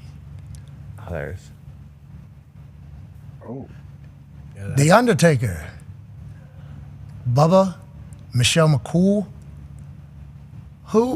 Who's wearing the hat? They got a SmackDown's much- war room much looks better- pretty dialed in. much though. better They're war room. focused. You guys got fleeced. Yeah, damn. And they got What the fuck is going on? And they I'm got- calling Cole. Hulk Hogan's old hockey Michael jersey Cole. on there too.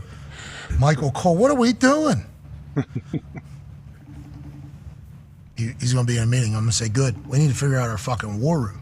Oh, yeah, he hit the fuck you button. Oh, maybe that's what he's Maybe, doing yeah, right now. probably doing it right now. Cracking skulls. Yeah. I'm calling him back. Can you trade up? So that's the Hulkster's jersey? Yeah, but it Yeah. costs too much. Oh, Really? Yeah, I can't video trade game? up. Yeah, that's Hulk Hogan's Is that- goalie jersey. Is that Teddy Long? Yeah, it is. I saw him out there as well. I thought he was a defenseman for the St. Louis Teddy Blues. Long's on their side. He is. Who is in our war room? I mean, you got a good cowboy hat. You got the best hat of any war room. Couple guys who love a nice blazer with some blue jeans. I'm calling Cole for a third time. I wouldn't know who the fuck this is.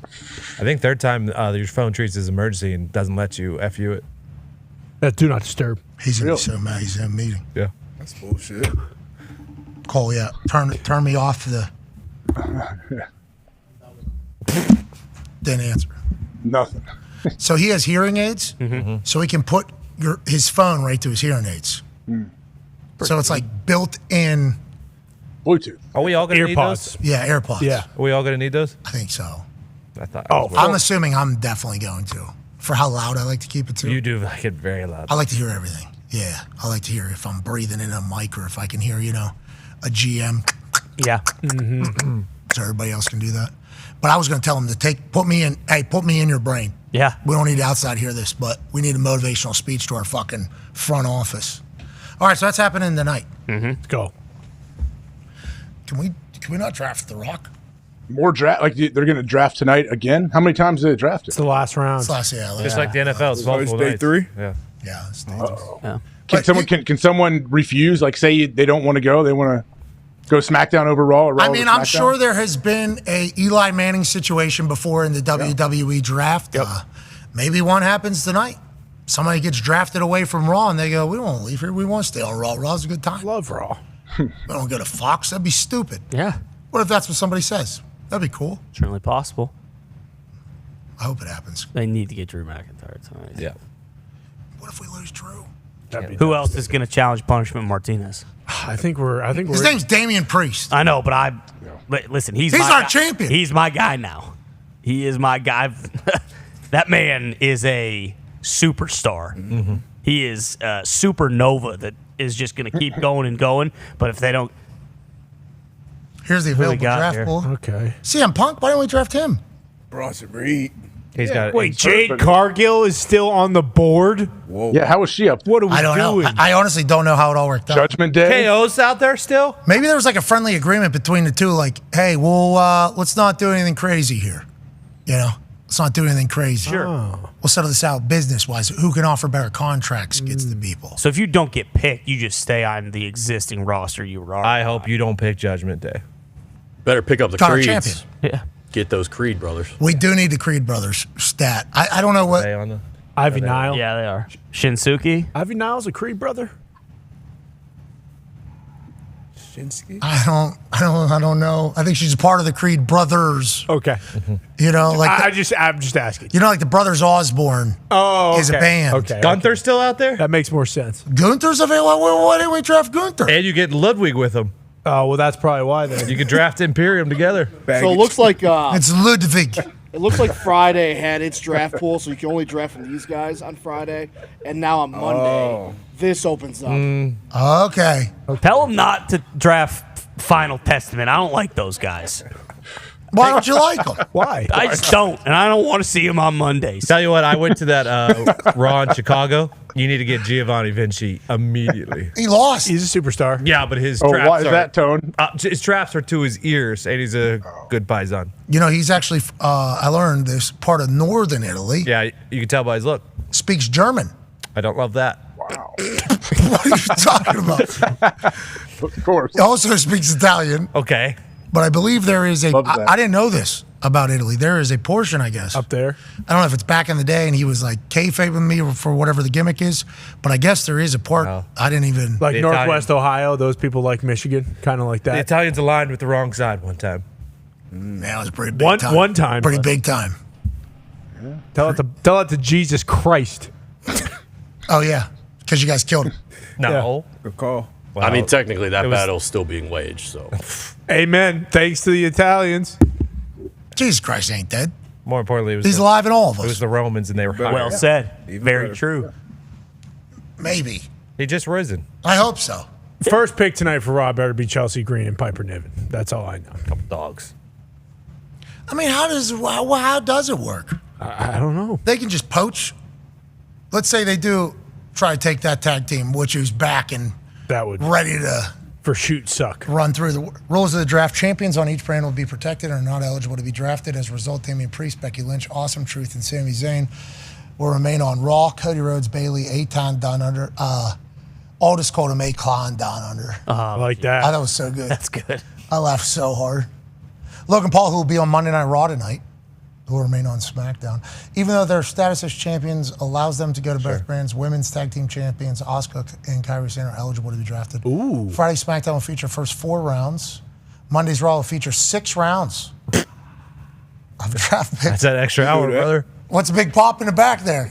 What's that big pop in the back? 2 per hour. That's awesome. Are you going to be in the war room too tonight? Well, that's what I'm saying. How come Michael Cole doesn't allow to have a thought? I don't always do this. You gotta. I am tagging tonight.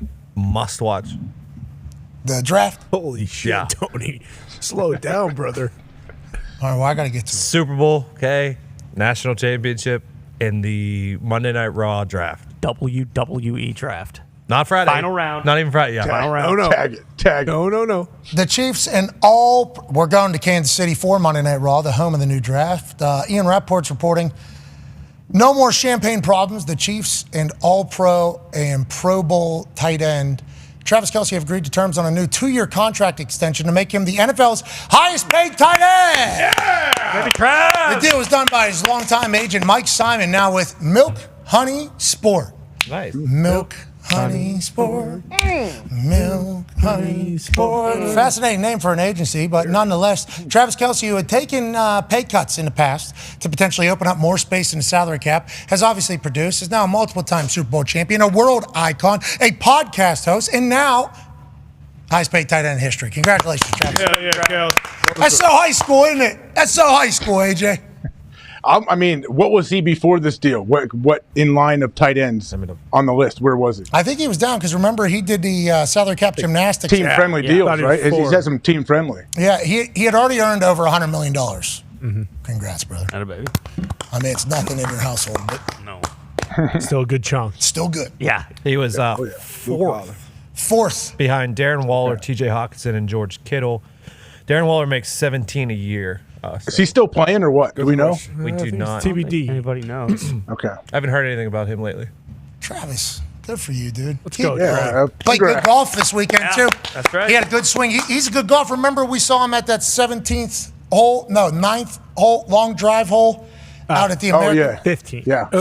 Whatever it is, he murders the ball. He can kill it. He can kill the ball. He was out at the Mahomes charity golf event in Vegas. Not only did he kill the ball, Taylor Swift was with him. Nice. Being supportive off the field. Whoa, they might be there in love. Oh, yeah. I love that, doing life. And then he's making big-time catches in the middle of an event where Patrick Mahomes is spinning it out into a crowd, probably very sober, one-handed grab in between tables. What a completion for these two, who are always on the same page, even when they're incredibly drunk at a charity event. That's right. Thank God he caught that thing. Yep, there was some big money in the room, I would assume, that could have got right to the face. But instead, Travis Kelce does what he has done since Patrick Mahomes has become a quarterback, and that's make a play. That's right. All right, we're going to make a play, too. We're going to get the hell out of here. Tomorrow's a big one. Oh, yeah. Huge. I'm happy for Travis. Yeah, great news. Going to Kansas City right now, I'm going to fuel the buzz. Yeah. The electricity of the city. I can't wait to get there. And WWE draft tonight on USA Network. Yeah. Must watch. Let's go. This guy said it. Tag it. Must watch. We just tagged it. Tagged it. Tone. So excited. Draft's my thing.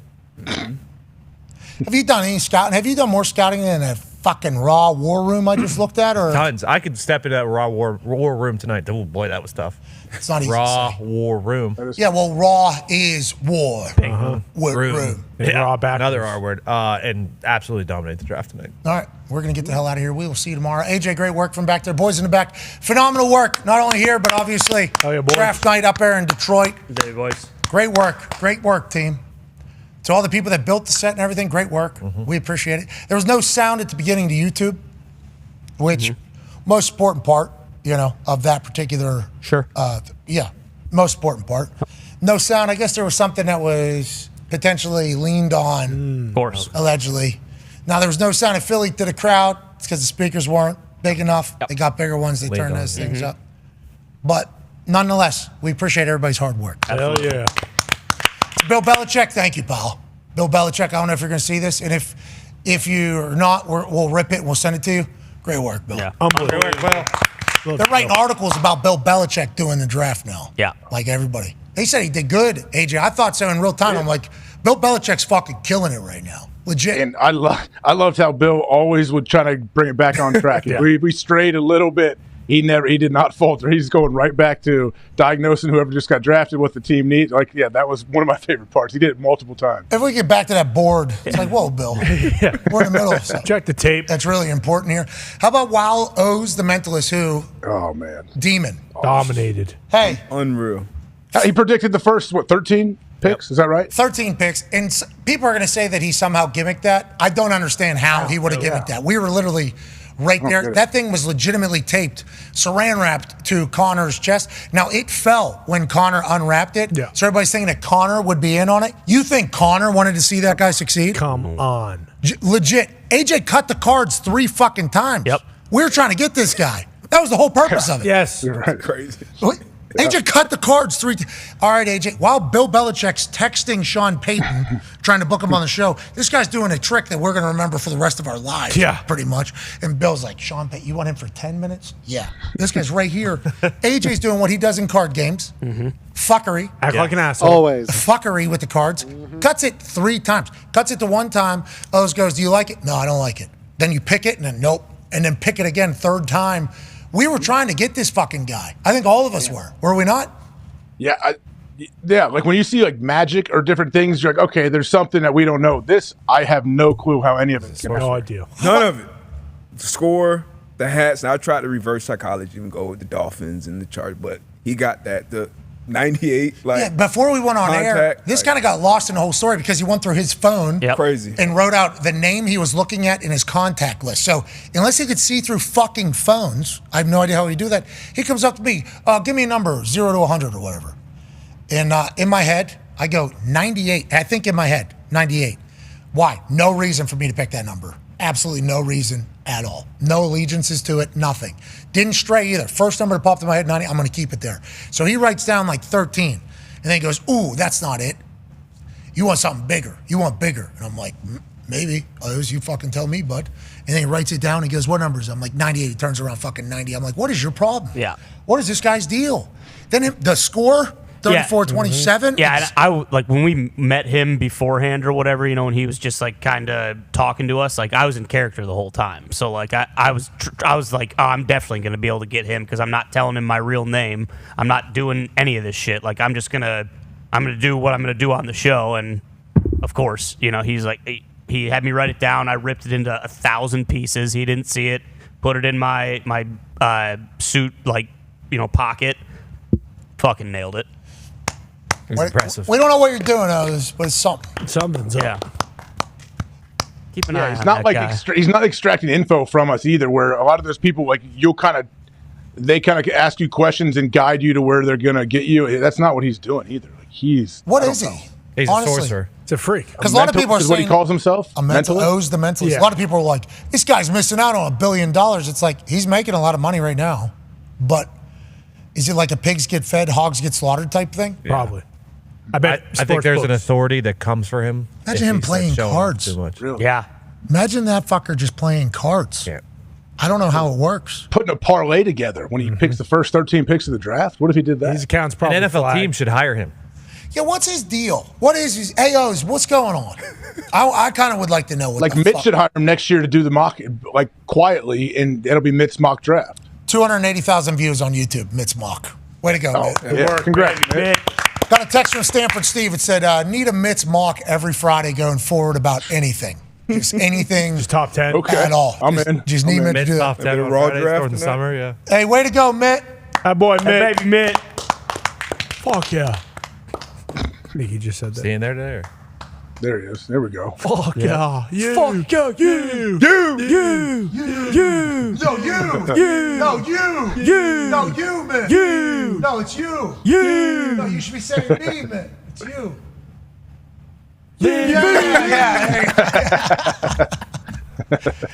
Dumbest show of all time. We appreciate you so much. Obviously, boys, you crushed it. Mad Mel, what a weekend. Boston Connor, what a mullet. I mean, the hair looked. Thank you. Yeah, that took a long time. But we strategized. We were trying to do it. We talked about it for a couple days before. Tony Diggs, how about you manning that board, Donner?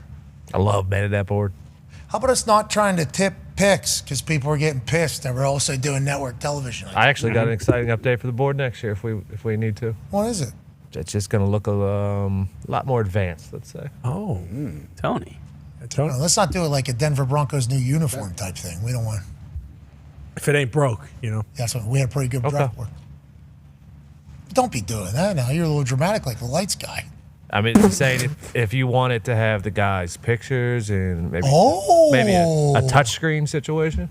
What touchscreen? Kornacki. I'm in. Yes, a Kornacki touchscreen. Yeah, I'm in touch with the right people. Oh, I can't wait. $600,000. We'll get you a fucking touchscreen LED board. And there'll right be up no, there in Green Bay. Yep, yeah. No in pickup. Green Bay, Wisconsin. It'll work.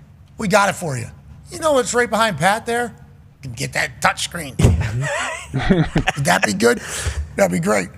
Anyways, Tony, you did great down there. Thank you. No defenders drafted, but you guys killed it. Yeah. Good ones went. Yeah, but kind of an embarrassment for the defensive side of the ball. It happens. We'll dominate next year's draft. Hey, deep draft, though. It felt like everybody, 2, 3, 4, I knew players that were getting, like, it was showing up on my phone alerts. I'm like, I know that. Yeah. I know that. Yep. I know that. I know that. Felt like a lot of good players were drafted this year. Yeah, like the Pats' 7th round pick was Jaheim Bell, like the Florida State tight end. Like I remember watching him in big moments last year, and he went in the 7th round. Now, we did pay closer attention to college ball this year. True. So maybe that's... Could have something to Helps do a with little it. bit. Look at us doing research all year for this big moment. Paid off. We're professionals. Mm-hmm. Shout out to Roger fucking Goodell coming on. Yeah, it was awesome. Peanut M&Ms. Mhm. Yep. I think people liked them by the end of it. Yeah. Loved them. Well, people are always going to hate him, but some turn some of them, no doubt. It was on Today's Show when he was talking about having a 3-day weekend for the Super Bowl. You know, that obviously made pretty big news because everybody would like the Monday after the Super Bowl to be a holiday. He's like, got to figure it out. We'll actually fucking already take one. Yeah. Now that's becoming... So they're taking a holiday now. Oh, yeah. It's over. And I bet presidents are like, yes, this should be our holiday. Oh, you think presidents are going to be pumped? Yeah, presidents are like, hey, you're welcome. Because of us, you get that day after the Super Bowl. And also, I bet the presidents wanted that day for the Super Bowl. Wow. How many presidents are alive and voting on that? 50, I think. Okay. Yeah, okay. That's good. Going back 200 A years. little more than I thought, maybe. They're all alive. Yeah. Dug them up. Wow. Yay or nay? Yep. George Did Washington. you see that lady who took a dead dude into a bank trying to get a loan? Yes. You saw this? Yes, I did. Dude was dead for hours. We had Rolled a his straight ass. weekend at Bernie's. I saw that. Rolled his ass in there. Put his hand up to try to sign for a loan. Yep. This guy says, "Give me everything." It's like a 65-year-old lady, a 55-year-old lady. Did it work? I think they caught him. Yeah, no, she got arrested. Okay. And they actually had to catch him because he was. He just you had to see. yeah, Up and over. cracked his skull on the ground. See. Probably smelled. Blood everywhere. Yeah. They caught him. It's a ballsy move, man. She's like, no, he's all right. He just does this. Oh, no, his tired. skin color is kind of off. I think he might be dead. No, he's all right. Just go ahead. He's tired. He's tired. He writes in cursive. It's tough to understand. That's his signature. Okay. Yeah, that's his name. That looks like a dash, and his hand still hasn't. He loves me. Yeah, he's one of those things where he can't always be so jovial. Yeah. He's tired. He's grumpy. He's old man. Just took an Ambien. That guy's fucking dead. Imagine the bank teller. You got to worry about getting robbed, right, at gunpoint by like the wolf who wants Chiefs tickets. And then all of a sudden you got to keep an eye out for fucking dead people showing up in wheelchairs signing off for loans. That's phenomenal. Bank teller sees some shit. Yeah. They know. Yeah, here she is. He's alive. Fucking sign him. No big deal. Just give us the 60, 70 grand. Who's the big guy? Her face looking at that camera is all time. Bottom left, he kind of looks alive. Yeah, how he's long just has he chilling. been dead? Do we know? Couple hours, they said. I mean, bottom left, he's just chilling. He's relaxed. He's going to the bank. Did she know this guy or she just found a dead guy? I think it was her uncle. Okay. Look at him propped up. Yeah, the internet's saying it was her uncle. I like that she had him sit shotgun. Yeah, it was nice. You know, not in the back. Strap him in, hopefully. That person down the bottom left probably telling her right now, I think this guy's... I'm going to go check on him. He's fucking dead, lady. Lady, all right. is this guy okay? Yeah, he need an autograph. Everything's okay. Did you see the mannequin that fell in the IndyCar race this weekend? Mm-hmm. We got dead bodies at banks. We got mannequins on the track. We need to keep an eye out for body-like things that aren't alive. Yeah. Madness. All right, in the sports world. Why'd they put glasses on him? I would say, is there non-blurred vision? Do we know what his eyes were doing during this? He was sleeping. There's one up to the left, one down to the right. Oh, googly? Like that. Yeah. One Yeah, and the almost bank fell teller out. was like, "Excuse me," and the lady was like, "Shut those things." He's sleeping. He's not supposed to be looking. Sometimes he does that. Sometimes he does. It feels like this guy's dead. Nah. So what if he is? Fucking give him a loan. Couple $100,000. That's it. He'll pay you back. Look, he's good for it. Look at him. He's fucking good for it. All right. And that's the show. Yeah. I think it has to be. I'm happy we covered the dead dude at the bank. Me Me too. too. I didn't know I was going to make it on the program. I didn't see that. Rest in peace. Rest in peace, Unc. He's not resting in peace at all. He's resting in chaos. He might now. Cash. He's in the middle of a bank robbery. Rest in He's peace getting now. sued. Probably use that last bit of money to have a decent funeral. No way. That guy's getting tossed in a fucking bucket. Yeah, she's launching him off the overpass on the way home. That's his niece. I couldn't even imagine if there's any other members. This guy fucking sucks. She get arrested for this? Or Oh, yeah. Okay. Yeah, fraud. I think there's a pretty big fraud case about to come down, depending upon how much it was. Just thinking. I'd imagine doing something with a dead body too. You're gonna do. You can't parade a dead body around. Tony. I'm certain. Yeah, there's some. You would think. Maybe she thought it was the hospital. Huh? Maybe she thought it was the hospital. Don't be getting any ideas here. Come on, Tony. Wait, this isn't a. Oh, I thought we were signing to. I'm so sorry. So I can't get $3,000 is what it was. I guess it was $3,000. That's on me. I thought this was a hospital. How many different banks was she going to take dead guy to? 3,000 here, 3,000 there, couple more 3,000. 3,000. That's it. Oh, is it Brazil? This probably happens all the I time. know a guy in Brazil you could take a dead body to and get way more than 3,000. If all the, do people still do that? The selling of harvest body? of organs. Yeah, organs. It's a big market. I was here about it. Ask AJ about it. The family's lawyer disputes that, saying he arrived at the bank alive. He died in the lobby. Okay. Oh, lady, we see him on the road. He's fucking dead. No, he was still alive. He drove here. At one point, she can be seen trying to get a pen into the dead man's hand. Oh, come on, fucking tighten the grip a little bit. This guy can't do anything. Investigators have not said what charges the woman. We don't fucking know. Okay, we put her in jail. We're trying to figure it out now. You tell us. Is this fraud? Is it not? The human's technically there, but he's not. Thought he was alive. Is it the soul? Is it the body? What are we here for? Good question. Who has the money? Anyways, don't be like that. Come on. no. Right, AJ? But what if you're working at a bank and some old guy comes in or whatever and you question if he's dead or not, and he's actually not. He's just old and maybe he has dementia. Dude. And so his daughter's Well, then he's not going to remember you saying it. So nope. Well, I'm saying that people can get upset. What if it's the, not the dementia, daughter though? can get upset? What if it is just an old as fuck? And I'm alive, more alive than you've ever been. I'm sorry. I'm sorry. I had no idea. That would be like, are you pregnant? Question. Yeah. You know, but for an old. Very similar. Very similar. You look dead. Maybe you fucking look alive. Yeah. Take a shower. Look alive. Wake up, old man. Come you look on. fucking dead. That's what I'm telling you. Rest in peace to that man. Yeah, obviously. Yeah. Well, for sure. well, maybe. He's in chaos. We don't know if he's a terrible guy. You're right. Maybe that's why she did that. We don't know. Also okay. true. All right, maybe, yeah. Because we don't know where that $3,000 is going to go. Right. As far as we know, though, he was a good guy. Well, he was a dead guy that was strapped to a wheelchair taken into a bank. So at this particular point, I like to think he's a better person than the other person, but I think you're right. But we don't know him personally. But, yep. Where did she learn Maybe it he from? told her to. Maybe he said, "Hey, I'm going to be dead in a few hours. Take me to the bank. Take my money." I did this with my wife. Why wouldn't he do it alive? Here's the deal. You know my most recent wife? Fucking hate her. Okay? You get this money, not her. Why don't you get divorced? That's a whole process. And she gets half. This is what we need to do. I'll be on my deathbed. You strap me in. We'll go bank to bank to bank to bank. We'll take out all of the money that I have. Even get more money with loans. Who gives a fuck what my credit score is? I'm very dead. We don't know. That could be the case. And then on the way to the bank. Dead. Dies. Dead. You're not dying on me now, motherfucker. Yeah, right. 10 more minutes. Please. Hold on, prick. Yeah, she probably shot him after the fact. His name is Balo Roberto. I don't know what Zito's saying. He said in Spanish. Braga. B-R-A-G-A. Oh, Yeah, I heard Laga there, but Braga. Balo Braga. Hey, rest in peace, Balo. You don't deserve what happened to you when you were dead. Fun fact. Unless you're a dirtbag. He was the main antagonist in Fast and Furious 5. Braga was the bad guy. Braga was in the fact. bad guy. Actually, in four. It was 4. Yep. What? Wow, Fast and Furious trivia just Braga. came right down the pipe. What's 5 about if you guys don't know what 4 is about? Fast 5 was when Fast 5's when The Rock's first one. Oh, and then him and Vin Diesel just started throwing punches at each other the whole time? Yeah. Braga's been the bad guy in a couple of them. When did he catch the missile? That was like 8. That's when they started going off the rails a bit. And then off the rails. That's when it started? Wow. Yeah. What do you mean off the rails? Number 5, they're dragging the whole entire safe. A safe. I watched the first one, and it's about DVDs. Yeah. DVD players. Yep. I watched the In first 10 Honda minutes or so. Yeah, that was good. I saw how you guys got into it. Never really got a chance to get into it. Next time. Are they still going? Oh, yeah. They got one more, allegedly. There's another Bad Boys coming out. Yep, Bad That's gonna Boys be sweet. 4. Will Smith, he Is it hasn't been 4? talked about on the internet much. No. Oh, yeah. Been staying quiet.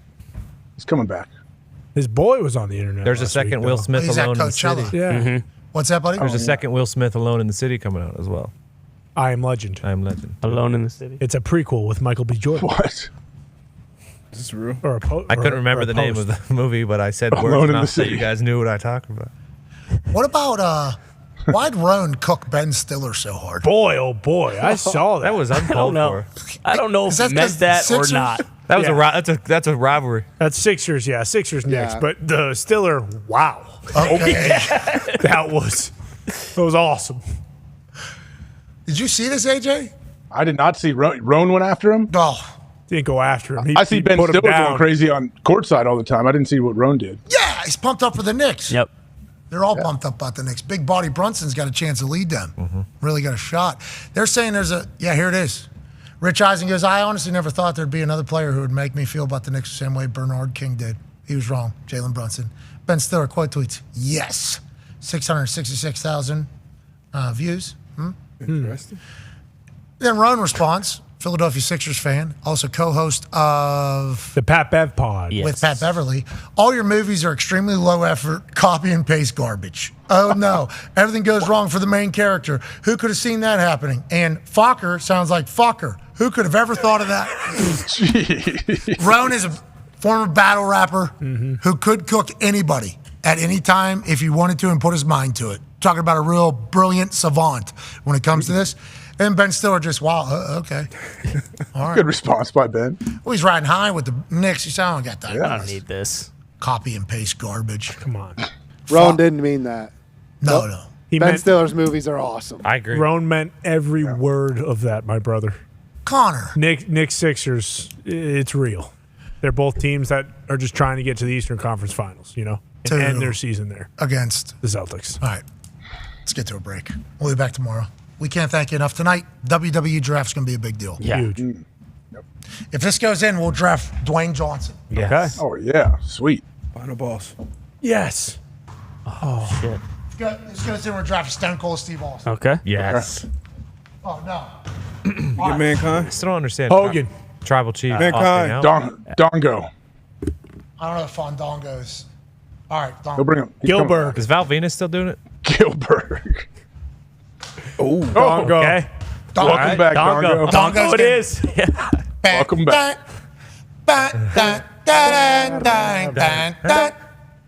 What a great time. What a great time in wrestling history. It was. You're right. True. It's coming back. The universe just said it. Yep. All right, we'll be back tomorrow. You are the greatest. Be a friend, tell a friend something nice. It might change their life.